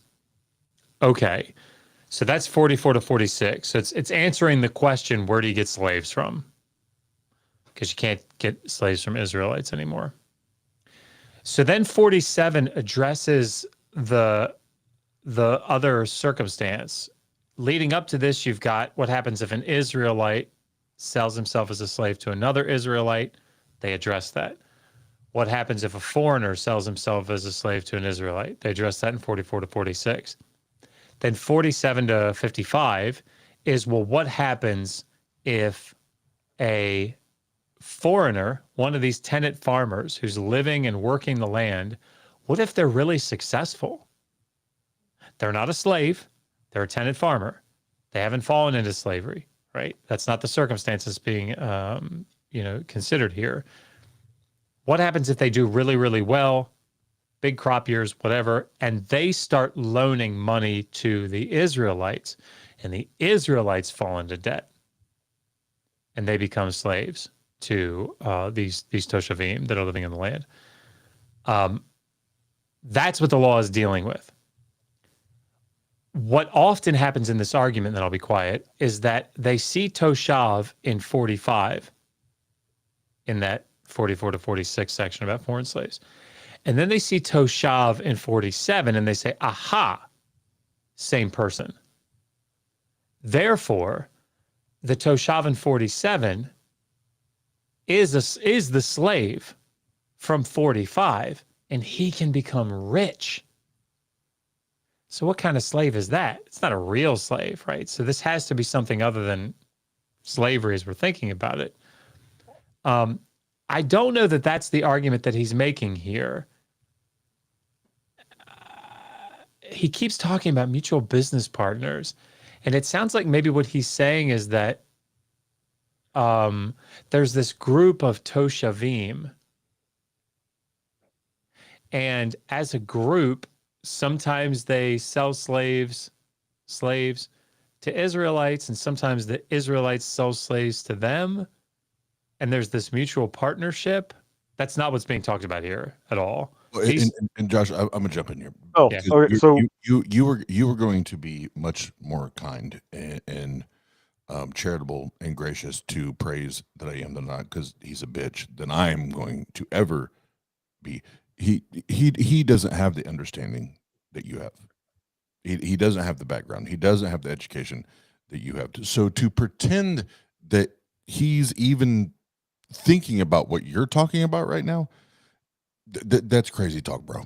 That's crazy talk. That's crazy talk. Let's not get. Let's again. I'm all about being a skeptic, but let's be a skeptic at both angles, right? And when I hear certain people talk, I'm like, okay, the credentials stack up, that they did their homework, they did this. Praise doesn't. He's not on that level. Like, don't even give him that time of day. Praise had Gavin, no pants Gavin, as his channel partner for like over a year. So we understand.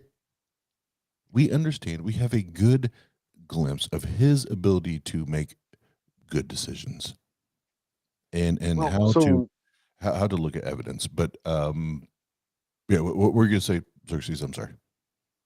Well, like I have to commend your character, Josh, because I mean you're a better man than I am when it comes to reserving yourself and being as charitable and professional and cordial as possible. Absolutely. But some of these people don't deserve that. So in a way, when you give them this sort of treatment, you're legitimizing their complaints or their arguments that are completely indefensible and illegitimate. I mean, these are untenable arguments to be making. And this is an argument that he has made to you personally that you have corrected him on in your, I believe you had a debate against him with Cyrus the Skeptic sometime back. And there was also JIL, Jesus is Lord, in that. And the way they treated you and Cyrus that entire debate was horrendous. And at no point did you ever reciprocate, and that's commendable. But it's not, I should say, it's not bad of you or like unprofessional of you to call a spade a spade. Like, this man is a dishonest. Right. He is not a sincere interlocutor. He's not an honest person. He's not a good person. He's not trying to make a reasonable argument. He's intentionally being deceptive for a built-in audience of people who already agree with his position, and he is slandering people who disagree with him. It's not just that you're wrong, it's that you're a liar and you're deceptive and you're dishonest. And indeed, throughout this engagement, if we watch most of it, you're going to hear places where he attacks you personally, Josh. I don't know how much of this when you watched, but yeah, he does personally attack you. He personally attacks me. Oh, for real? The crux of his the crux of his entire argument throughout here. Hold on. And just, so Xerxes, what you don't know, are you familiar with Key and Peele? Yes. Okay, so if you remember the skits where there's Obama, and then Obama has his anger interpreter, his rage interpreter, That's Josh and I. Dr. Josh is Obama. I am Luther. I'm the one that, oh, you said what, motherfucker? Where Josh is like, nah, man, we love each other. We're here. We're bringing the community together, bringing the people together. We all love each other. And Luther's like, fuck y'all, motherfucker. Did you not hear this shit? Did you not hear what he was saying? So it's when you say that, it gets my attention because then Luther comes out. but no, I agree with you. Xerxes is, first and foremost, Dr. Josh is the most charitable and patient and kind person that I've ever interacted with. Not just online, but even in real life. This is my homie. It's my best friend, and like point blank. But do I also agree that that he needs to start putting the shark teeth or the pit bull teeth or whatever on it and taking bites out of people that deserve it, that have earned it? Yes, I absolutely agree. So, I mean, don't get me wrong. Don't change up what you're doing, like, to any significant extent. But people like Praise I Am, who are manifestly dishonest and lying and slanderous, I don't think you owe them any amount of intellectual charity. Yeah, especially people like, It's horribly I'm undeserved. not, because I'm a bitch. I know that when the debate ended, I left for some period of time to cool down because it gets pretty bad in the latter half. Like after the 30-minute mark, I mean, it's awful. Well, The ad hominem attacks, the insults, the venom is just off the charts. Well, let's get into it. Give me timestamps, because if he's talking shit about my if he's talking shit about my boy, I need to hear about it, because I I'm did not back in that ass. I did not get the opportunity to list a bunch of timestamps on this Okay. one, particularly because I had a bunch of chores I had to do today. I live on a ranch, so I got a few. Me too. We've gone over a couple of them where he says that the slaves are. So, Josh, this is what I want to say. He's not saying that the Toshavim are like in a business arrangement with the Hebrews. He's saying that slaves and slave masters are business partners. That was his argument. And he reiterates this again. So at 15 minutes, I don't know. But at 15 minutes and 42 seconds is where he says there's no distinction between the Hebrew and Gentiles in Leviticus 25. Well, I'm going there. 1542. What was it? 15 what? 42.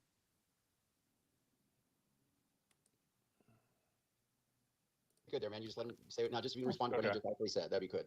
So first of all, if you go to verse 47, there's a distinction between Israelite servitude and then also the other servitude. So that would have to be the Gentiles, because there would be no distinction in the first place. It just says among yourselves, and that would be okay. And that's between it would be a unilateral servitude. But no, it's not. It's a bipartite legislation between the Gentiles and the Israelites. And that's why I mentioned the Toshavim in verse 45, because the Toshavim and other passages throughout the Torah, or Pentateuch anyway, it shows that the Toshavs were not from Israel, because in Exodus 12 it says you can bring them into your place, into your communities, if they get their foreskin chopped off, like the circumcision. So they had to get circumcision in Exodus 12:49. But the problem is what Xerxes is not getting is these terms like property. And if you read Ezekiel 44:28, and this is, I prefer the net translation because it uses, if you look at the net translators, they use the proper Hebrew. This is the Akuzah part. Akuzah is property. So his charge of slavery with the word property has no basis. I'm going to tell you why. Because in Ezekiel 44:28, per the net translation, says the Lord is the property of Israel and will be inherited by Israel. So for you to say this has a foul connotation would be to say that, oh, Israel enslaved the God of Israel. Can I just say, and this is, and shout out to my mom, R.I.P. Mom, rest in peace. The licensed human behavioral analyst. When the moment I hear what would be considered to be adrenaline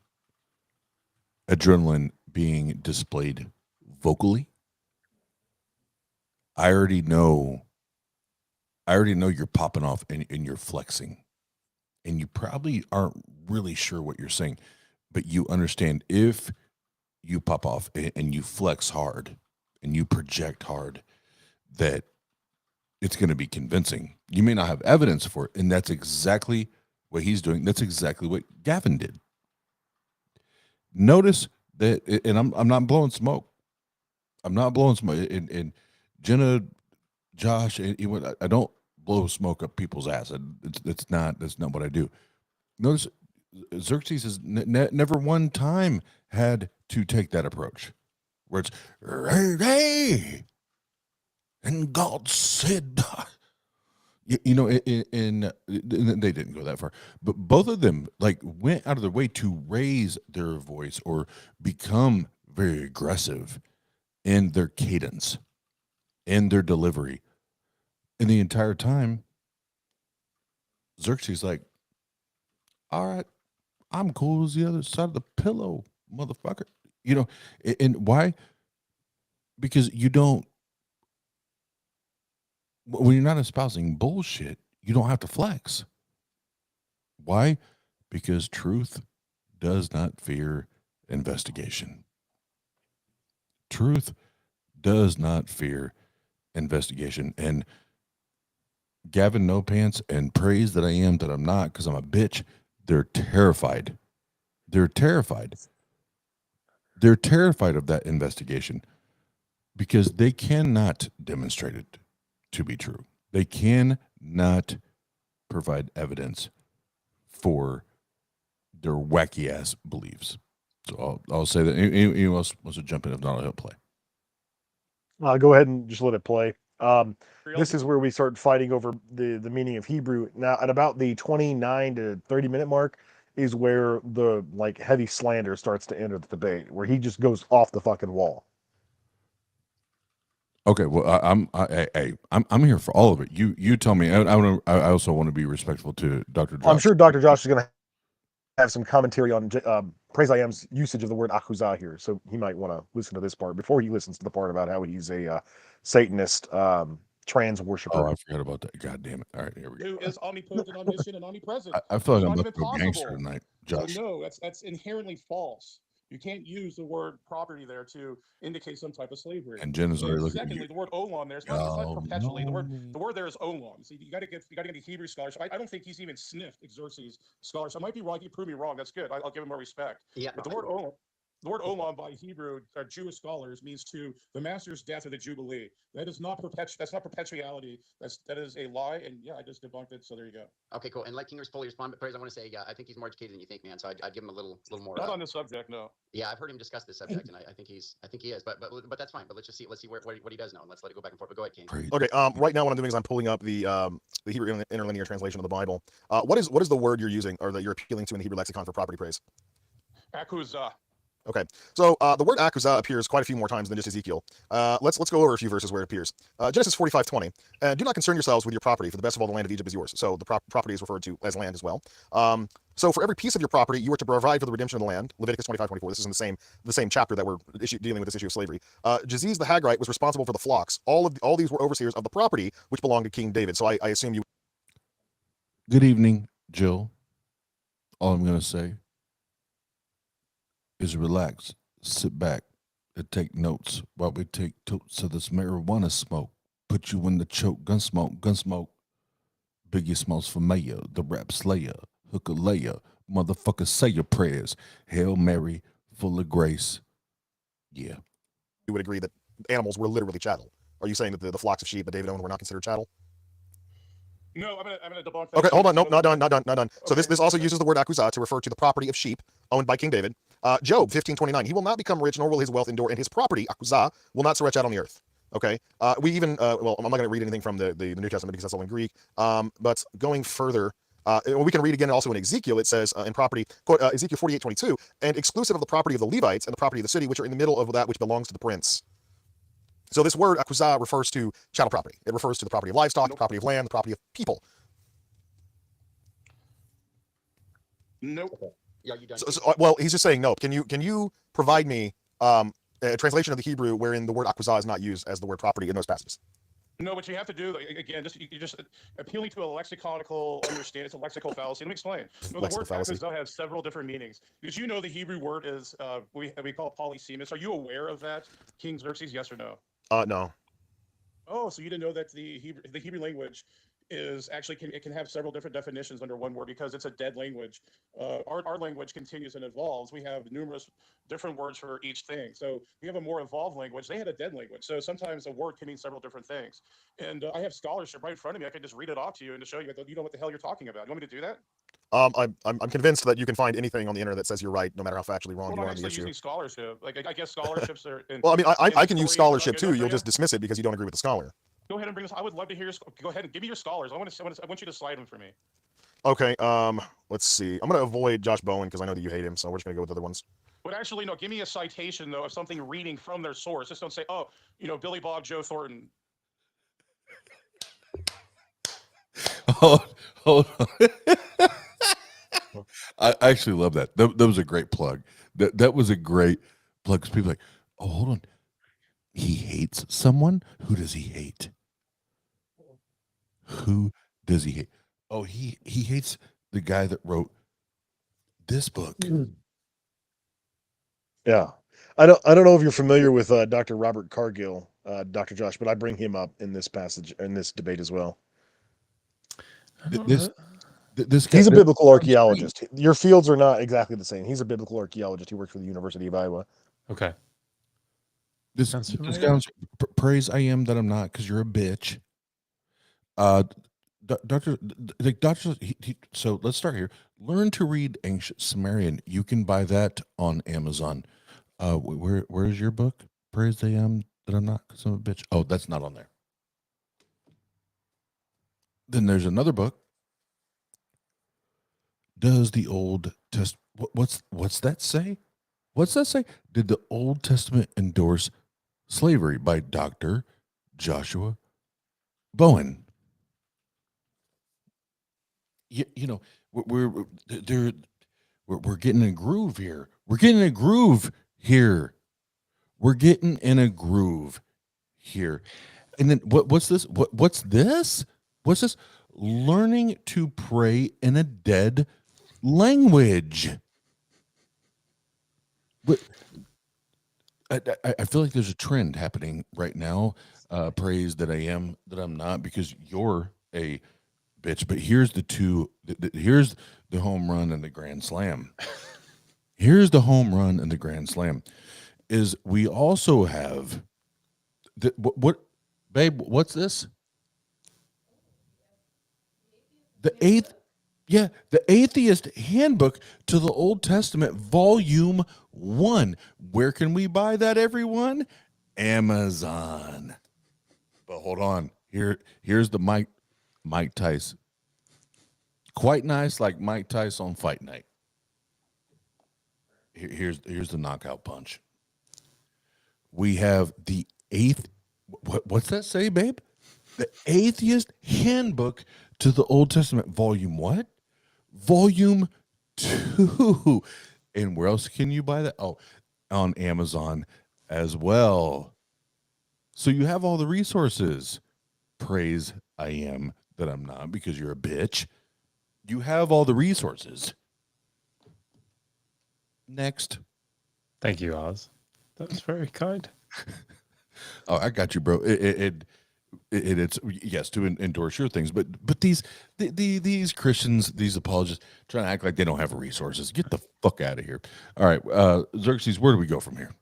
Do you want me to speak quickly to the Ezekiel 44?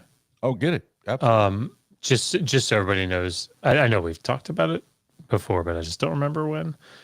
So it is absolutely true that in Ezekiel 44:28, the word achuzah is used. And as Xerxes was saying, like achuzah generally just means like landed property or property. Particularly in Leviticus 25, it's like talking about the land.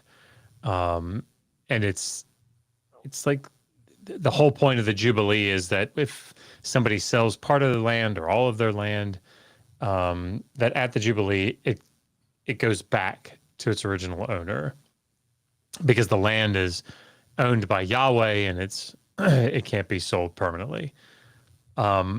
So the question that arises when you think about landed property is that most of the tribes got landed property, right? But you had the tribe of Levi, these Levites, they don't get landed property, because they're the priests, right? They're serving in the priesthood, and so part of what's going on in Ezekiel 44, it's this again sort of forward-looking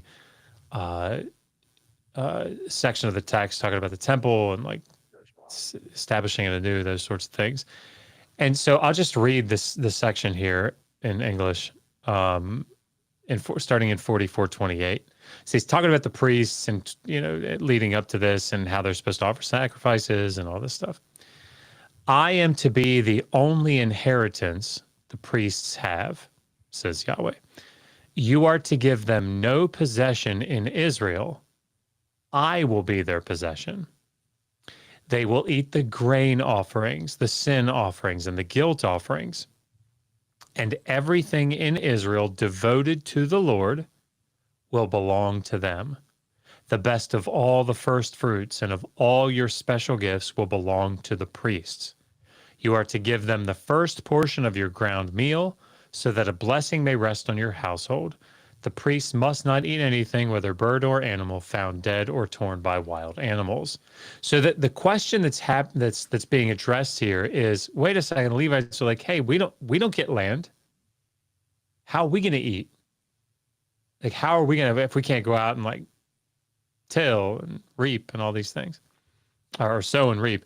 Like, how are we going to eat? And Yahweh says, hey, you're serving me, right? You're in my service. Here's how this is going to work. I'm going to be your inheritance. I'm going to be your achuzah. I'm going to be your landed property. How am I going to do that? Well, I'm instructing the rest of the nation to bring these offerings to you. Right? So yes, you're going to serve the people. You're going to do the sacrifices properly. You're going to take care of all those things. But in the end, you get a portion of all of these things. So don't worry. I will be your inheritance. I will be your property. So that's what's happening here. So again, as Xerxes said, the idea that there's some equation with the word achuzah and slavery is to misunderstand the argument. Achuzah means landed property. And what the text in Ezekiel, in Leviticus 25:44-46 is saying is these slaves become part of that landed property, the thing that gets passed on as inheritance. So this is actually a really... What was the P word you used, Dr. Josh? What was that P word? Property. Property, yeah. That's interesting. And the text is actually pretty emphatic. I'm just going to pull up the Hebrew here, but...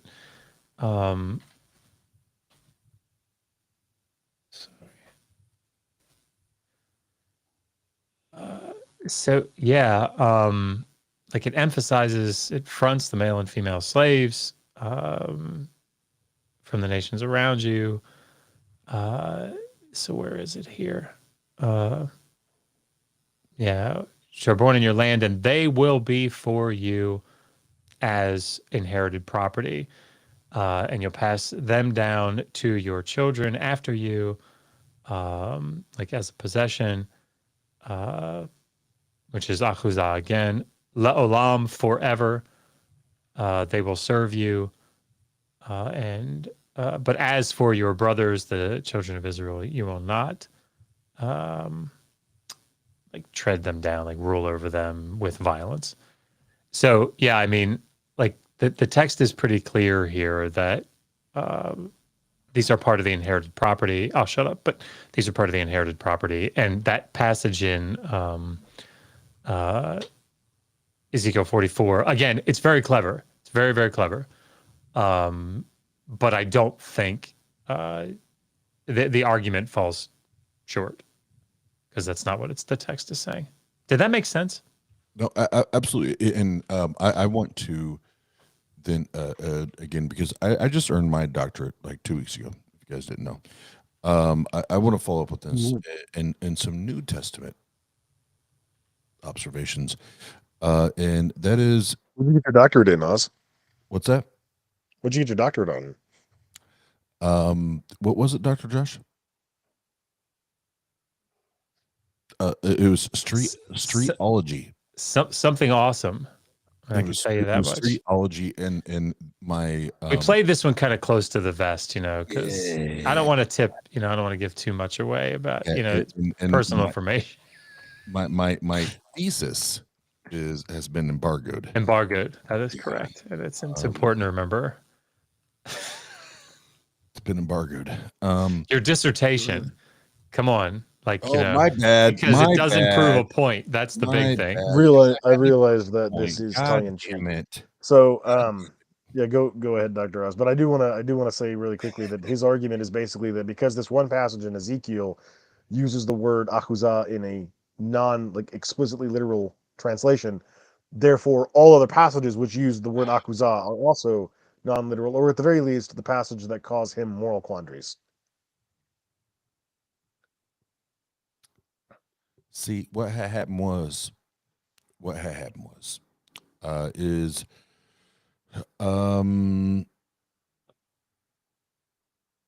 I'm gonna wait till the end. I'm gonna wait till the end to show out because praise I am that I'm not, because he's a bitch. I'm sure has plenty more to say. So, do I hit play here, or there's another timestamp? Nope, go ahead, just hit play. That was the last of my timestamps that I was able to focus on. So you might just speed through the rest of it, and we'll stop at interesting points. Sweet. All right. So before we do that, what's up, everybody in the chat? I saw. I know Pat jumped in, Craig jumped in, a couple other names. What up? Thanks for hanging out with us. I'm going to read this very, very quickly because I found it, and it's worth reading again. It's the International Unholy Trinity University College of the Bible and Seminary School certifies that Austin Ozzy Mills has successfully completed the required course of study approved by the private but very real and not fake at all Board of Education for the International Unholy whatever school. Yeah. And that's what it says on the diploma, the whatever school, and is therefore awarded this Doctor of Philosophy in real biblical scholarship. Real motherfuckers. Real. I mean, I guess it's as valuable as Kent Hovind's doctorate.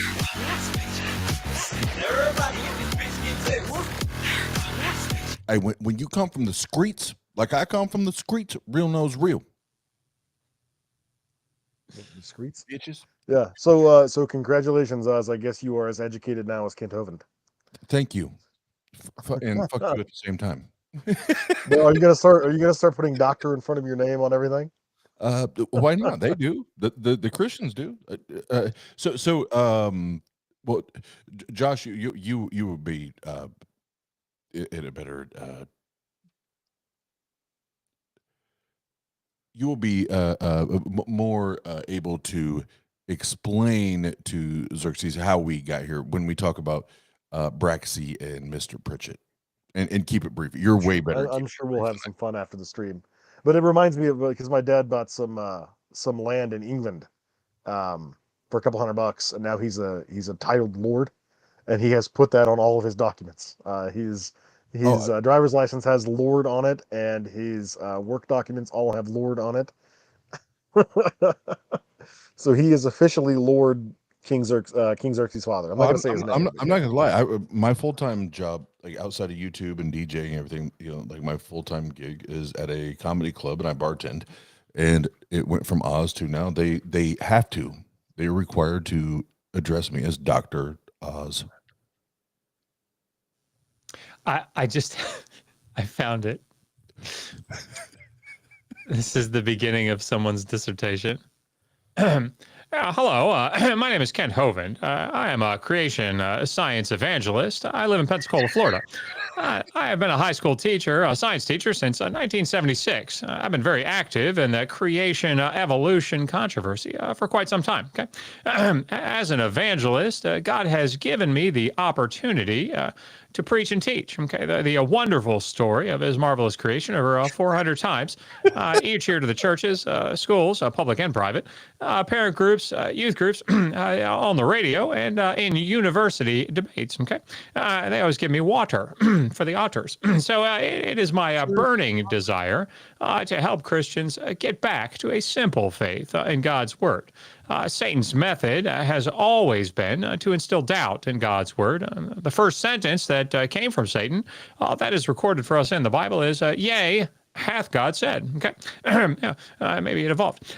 He started by questioning. Okay. Enough of your ramblings. There, Mr. Hoven, dare I call you? That is his dissertation. That's the introduction. I just want to say, what's up, Electro Live? Good to see you. Good to see you. But before we proceed, Mr., because I will never call you Doctor, Mr. Hoven, how big is a whale dick? You're one of those perverts, aren't you? You're probably thinking about those 14-foot whale penis, okay? Just like that godless engineer, okay? Yeah. I'm here to help. That's my boy. Yep. Hey, you heard me. Yeah, so how long is it? It's 14 feet. You heard me the first time, okay, pervert. No, I didn't hear you. You didn't say it. How long was it again? Yeah, I'm beginning to think that you just like hearing about whale penises, okay? You're probably one of those perverts. Yeah, but I'm here to help. Okay. You said you wanted my whale penis? Is that what you said? Sorry. Should no, this is Tang Gang. Look, this is why everyone actually showed up, right? They were hoping to hear Ken Hoven read his dissertation. God. All right, I'm gonna mute. And here's my dissertation.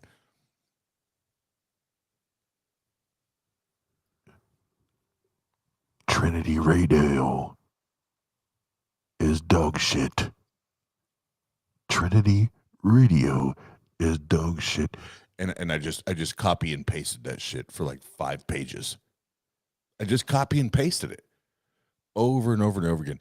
And the cover, like the really cool sleeve, like the sleeve, the cover I have, it has Braxy and Mr. Pridget like huggy. Oh no, they did that the last stream. They did that. They were like sitting on each other's laps. Like that's fantastic. All right, here we go. There's my source. No, actually read something from him demonstrating what you are trying to argue. You're saying acquisa is like a univocally predicated, like only has one rigid meaning. I want you to demonstrate. No. That's a straw man. I'm not saying that acquisa has one rigid meaning. Your argument is that for whatever reason, the word acquisa, the word property, was used to mean something in a context in Ezekiel wherein it doesn't refer to chattel property. But I gave you examples where it does refer to chattel property. So the only way that we can delineate which way the word is being used in chapter 25 of Leviticus is to look at the context. Okay, and the context, whenever a Hebrew owns a Hebrew, it explicitly says you will not own them as property. Whenever a Gentile owns a Hebrew, you will not own them as property. And when a Hebrew owns a Gentile, you may own them as property. I think it's pretty clear what they're saying there. Now you're just playing word games. You still have to have an understanding of base. Praise I am that I'm not, because he's a bitch. Play word games? No, not ever. But I want to read this comment real quick because it went along with what we're talking about, and I'll hit play. It is Oz. Hey guys, as a member, summa cum laude of the prestigious Dunning-Kruger Institute. I want offer Oz in. So I already feel like I'm already stepping down as far as quality of education here. I want offer Oz in perpetuity, an official tenure in the truthology and truthiness. Let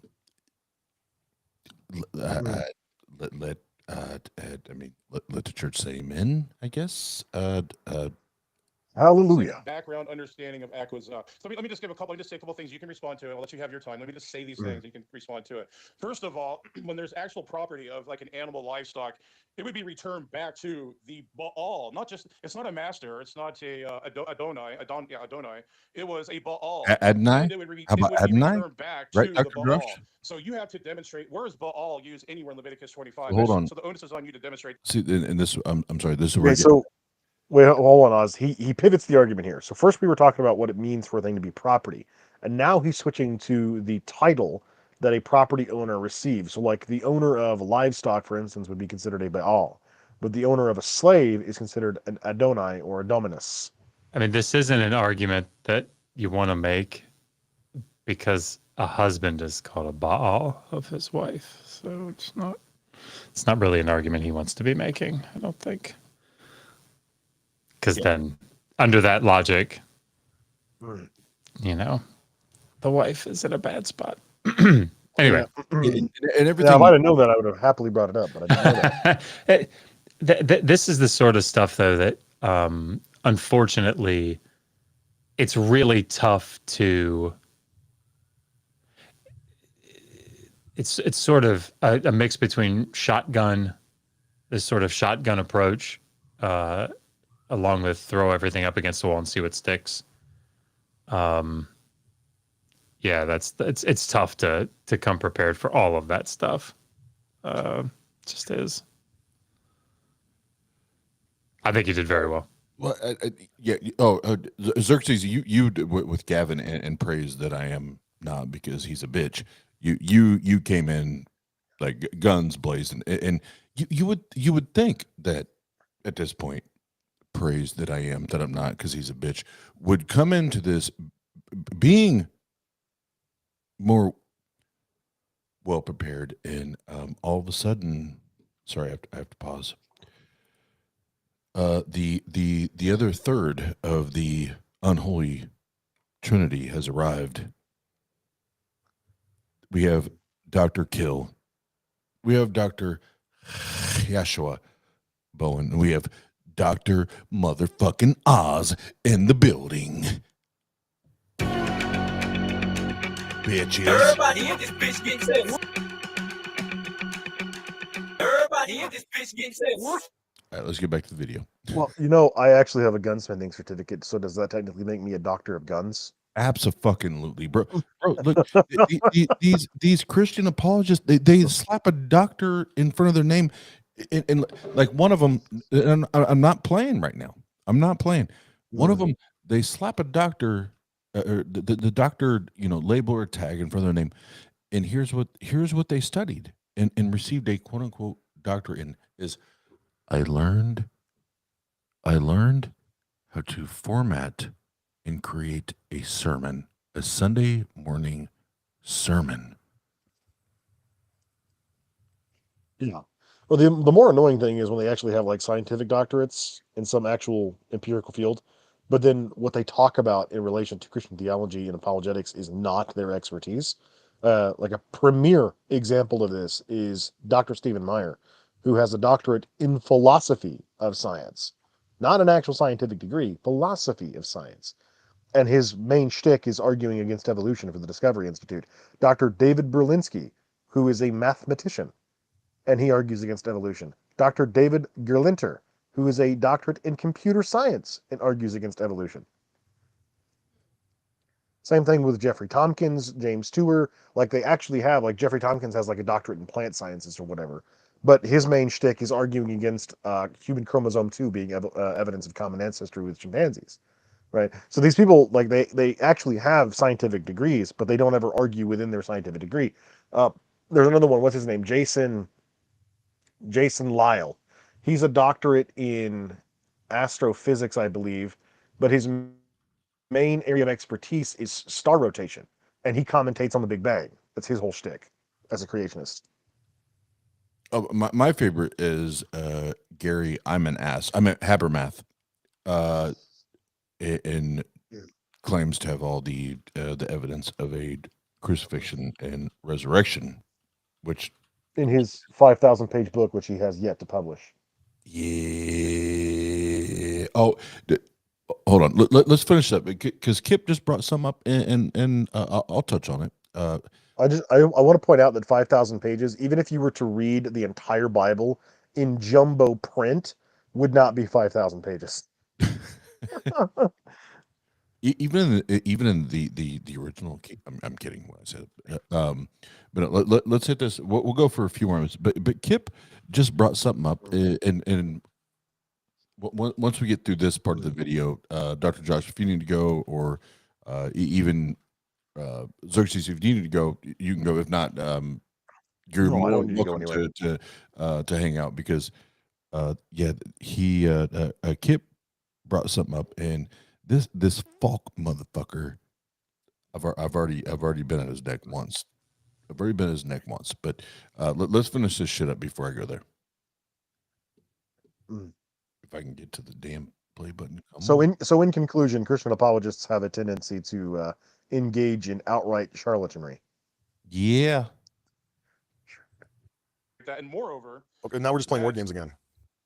Moreover. No. I'm actually giving you a moreover distinction of terms to show you what the hell you're talking about. And also in Deuteronomy 25, it says that if a escaped foreigner left your area, they could go elsewhere and not be returned. So that destroys no, that's false. of slavery. That's false. That's I believe Deuteronomy. No. That's Deuteronomy 24:7. That's only referring to when slaves escape cities that the Israelites are attacking. See, now you're just being blatantly dishonest. Okay. No, hold on. Deuteronomy 23:15 actually. I'm going to show you. You got one more. I'm going to show you. Is that what it is? One more. So go ahead and pause that real quick. I had a. So this actually came up in Dr. Josh's series against What Do You Meme. What Do You Meme brings this passage up where it says that if a slave escapes from a city, you are not to return them or oppress them. And I don't think you address this, Dr. Josh, but the specific context of that passage in Deuteronomy 23 is when the Israelites are encamped in a siege against another nation. That is when you do not return slaves to the lands they've escaped. And it's an entirely different context because this person is basically surrendering to the Israelites as is petitioned. So they're sieging this city. A slave happens to escape, and they're not allowed to oppress this person.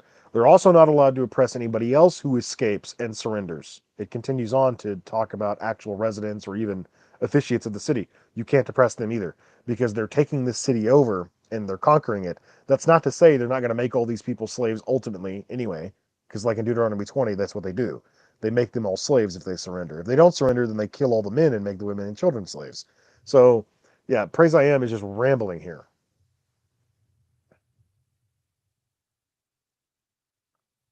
Fuck yeah. A few things else to say, then he can respond to. I let him blabbermouth on for like 5 minutes, and like I was right in the middle. I was saying. That's fine. Go ahead, and then after you're done, he'll respond. Is that cool, King? Can you just say? That's fine. That's fine. Okay. So this is from J. Sklar, PhD, Hebrew. And here's what he says about the term acquisa. He says, this conclusion only runs counter to the previous point. It is unnecessary in English. We regularly use commercial language to describe people when the context is commercial. For example, trading a player to another team as one might trade a stock, or transferring an employee to another location as one might transfer money. We do not use language because we view the people involved as less than human. We use it because it accurately describes their circumstances in a given commercial context. To say that the servants are property in acquisa in Leviticus 25:45 or inherited in Leviticus 25:46 is not to put them on the level of furniture any more than to say a sports star is traded puts them on the level of a stock. And here's another infamous Hebrew scholar, Jacob Milgram. He says that this law in Leviticus 25 merely indicates that the Jubilee does not apply to non-Israelite slave. It does not imply that the slave is a piece of property at the mercy of his master. That's Mendelssohn. I'm giving you scholarship. And also, it means economic output. Paul Copan, you might not accept him, but Hold on really quickly? Can you rename that scholar so I can look him up, please? Yeah, so the first one I mentioned was J. Sklar, S-K-L-A-R. I should hit my unmute button. That typically helps. I'm a rookie. Guys, this is my first stream ever, and I appreciate that 40 of you have tolerated me all evening. But no, Dr. Josh, I appreciate you being here, and I know Xerxes does as well. But if you don't know, Dr. Josh, like he writes books all night long. He writes books all night long, and he also has like a family and shit, right? So I want to be respectful, and Xerxes and we can keep going, but I want to be respectful. Dr. Josh, anything that you want to share, add? I know we didn't get all the way through this, but anything you want to add or share, or even shill for what you have going on before you take care of the kiddos? Yeah, and thank you. So yeah, Xerxes, I mean, like I think you did a fantastic job in both cases, and again, I listened all the way through. It's been a while since I've heard all of this one with praise, but I think you did a fantastic job, and I look forward to seeing you engage on the topic more.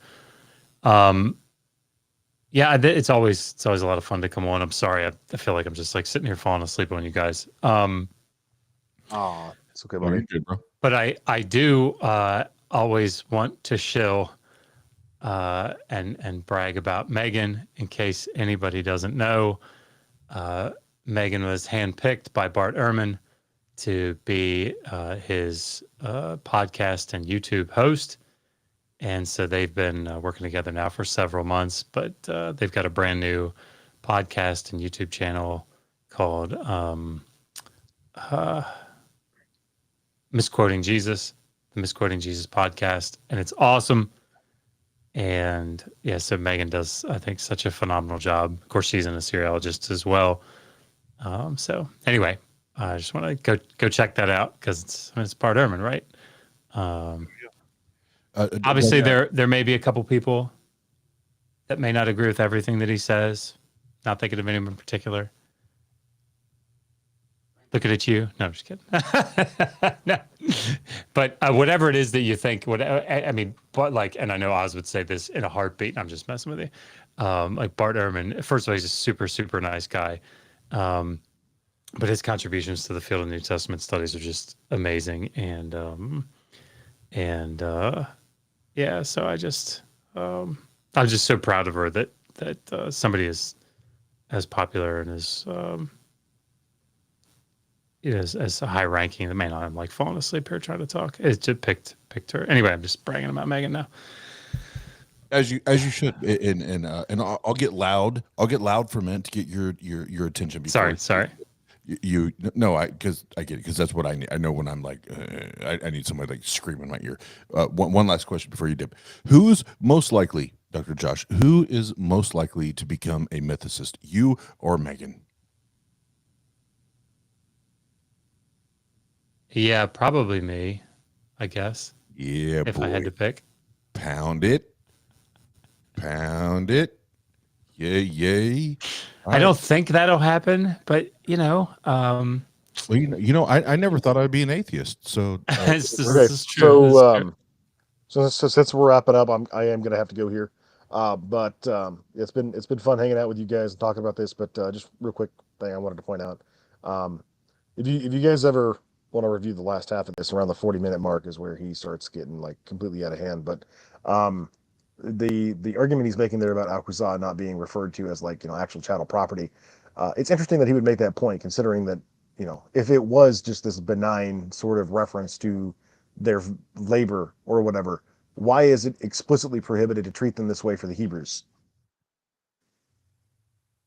Why does the antecedent passage to this explicitly say you cannot treat the Hebrews this way, but you can treat the Gentiles this way? So clearly that's not what this passage is talking about. It is talking about chattel property and whatnot. So, but ultimately, I'm glad we didn't get too far into that video, because there's some sections of it in the latter half where it gets a little YouTube unsafe, and I would rather you not get demonetized on my behalf, or the stream get shut down because of some of the unhinged shit that Praise I Am says in the very end of that. So, thanks. It actually, sorry, I didn't mean to interrupt. You go ahead. Go ahead. No, I was going to say, both you and Dr. Josh, thank you for joining me tonight. And I'm actually going to continue through it. And you know what? To be for real, it may be best that y'all jump off and let me do my work. Right on, man. Yeah, appreciate you guys having me. Please subscribe to my channel if you liked those. Yep, and babe, everything's in the description. Yeah, so everything for King Xerxes, and obviously digital Humarubi. Everything digital Humarubi is Hammurabi is in the description. Go if you don't know who Dr. Josh and Megan are at this point, you're lost in the sauce. But no, King Xerxes helped out with some of our call-in shows about a year ago. But I appreciate y'all being on. And now, I'm if they're gonna bounce off, I'm gonna do the dirty work. I'm gonna keep listening. And if you talk shit about my boy Dr. Josh, hey, who let the dogs out? Well, I will definitely listen tomorrow on the way into work. In retrospect, that may have happened after the recording was over because I stopped recording at about 57 minutes or so, 58 minutes, because it was just completely unhinged. He was just insulting me repeatedly as opposed to engaging in the substance of the conversation. But, really quickly, before we go, I wanted to read a comment that was published on the channel under that video. So, let's see here. I thought this was really interesting, and I wanted to get your take. Mr. Dr. Josh Bowen, expert in all things slavery. Yeah. So this was the comment that was posted. First, the guy misquotes me. Is like I said, Exodus 25:45 and not Leviticus 25:45. But then he says says this. The fact is that the Gentile slaveries could not be slaves forever. Does not mean that their children automatically become slaves. This was not chattel slavery. So he's disputing the idea that children could be born into slavery. He says this: your dealings with Exodus 21 fail to take into account that a female slave given to a male slave as his wife is treated as the daughter of the master. How convenient. He keeps the children on the wife if the male slave leaves, because leaving is counted as a divorce, and the master then becomes financially responsible for continuing to support the wife and children. If a male slave becomes a slave and he is already married, then the master is not responsible for the entire family because the wife is not considered his daughter. He's arguing here that female slaves, when sold into captivity, are the daughters of their masters, and that's why the master keeps the children. No. So, I mean, it would probably take too long to establish it. But this is a very common thing in ancient Near Eastern laws about slavery. No, I mean, like this is a universally accepted thing, understood thing that it's the wife of the debt slave in Exodus 21:2-6 is a chattel slave. Her purpose there is. The man is being used, the debt slave is being used in this case for procreation. And so, because the mother is in fact a slave, then the children there's a specific term that's used in ancient Near East. They're house born. So yeah, no, like that's very clever. It's a very clever attempt to sort of spin that, but no, these are absolutely chattel slaves. They're house-born slaves. I feel like, Josh, that you oftentimes use the word clever as a euphemism for dishonest. Inventive. Maybe, it's all journey. Maybe. It's all journey. All right, I got to go, guys. All right. Oz, if you're going to keep doing this for a little while, once I get done eating, I might hop back on and join you again, okay? Yep. Yeah, just send us an email, because we're going to create a separate stream, because I want to make sure if there is the possibility of being demonetized or whatever, we're gonna create a separate stream for me to finish this on. Ooh, it's definitely a possibility.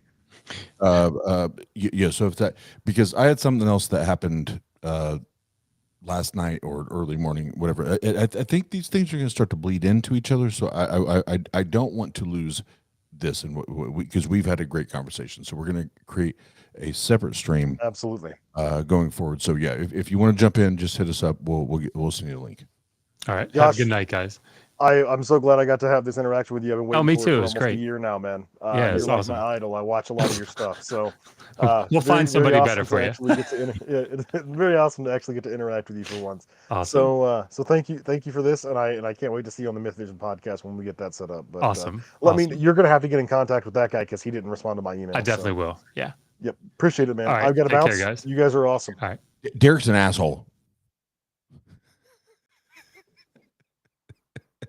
Derek's an asshole. If you're depending on Derek from Myth Vision, he's not even a mythicist. He's an asshole.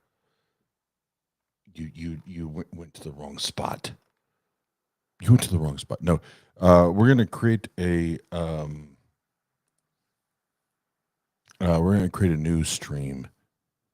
Oh, but before we do, and my bad, I didn't see it's Native Atheist.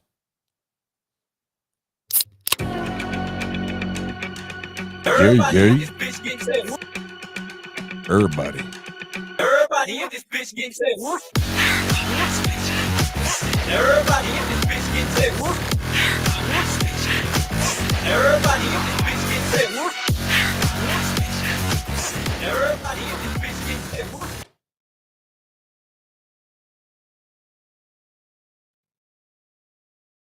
All right, let's catch up in the chat here real quick. But thank you, Native Atheist, for the super chat. Super chat. Everybody in this bitch getting tipsy. Not tits. Not tits. Everybody in this bitch getting tipsy.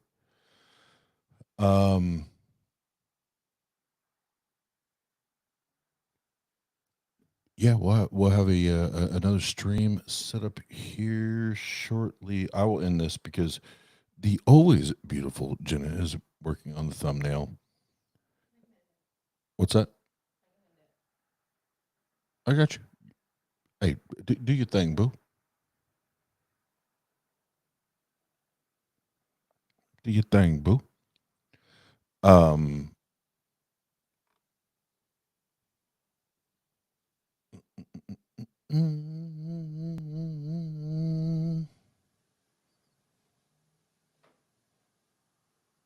But no, the stream will be up here shortly.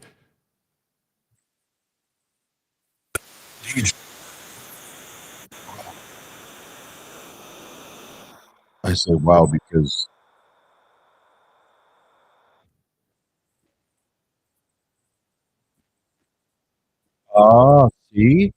see, I'm still learning. I'm still learning about these new digs, y'all. I'm still now. See, that helps me. That helps me. Appreciate you. So no, we'll see everybody. For those who want to hang out, and I'm going to finish this. And there's another YouTuber that I'm probably going to end up talking the rest of my shit about as well. And you can tune in for that if you so desire. Are you ready? Your number one DJ worldwide. But it was not your fault but mine, and it was your heart on the line. I really fucked it up this time, didn't I, my dear? It's not your fault but mine. Fucked it up this time. It's not your fault but mine. Fucked it up this time. Fucked it up. Fucked it up. Fucked it up this time. Weak for yourself, my man. You'll never be what is in your heart. Weep, little lion, man. You're not as brave as you were at the start. Fucked it up this time.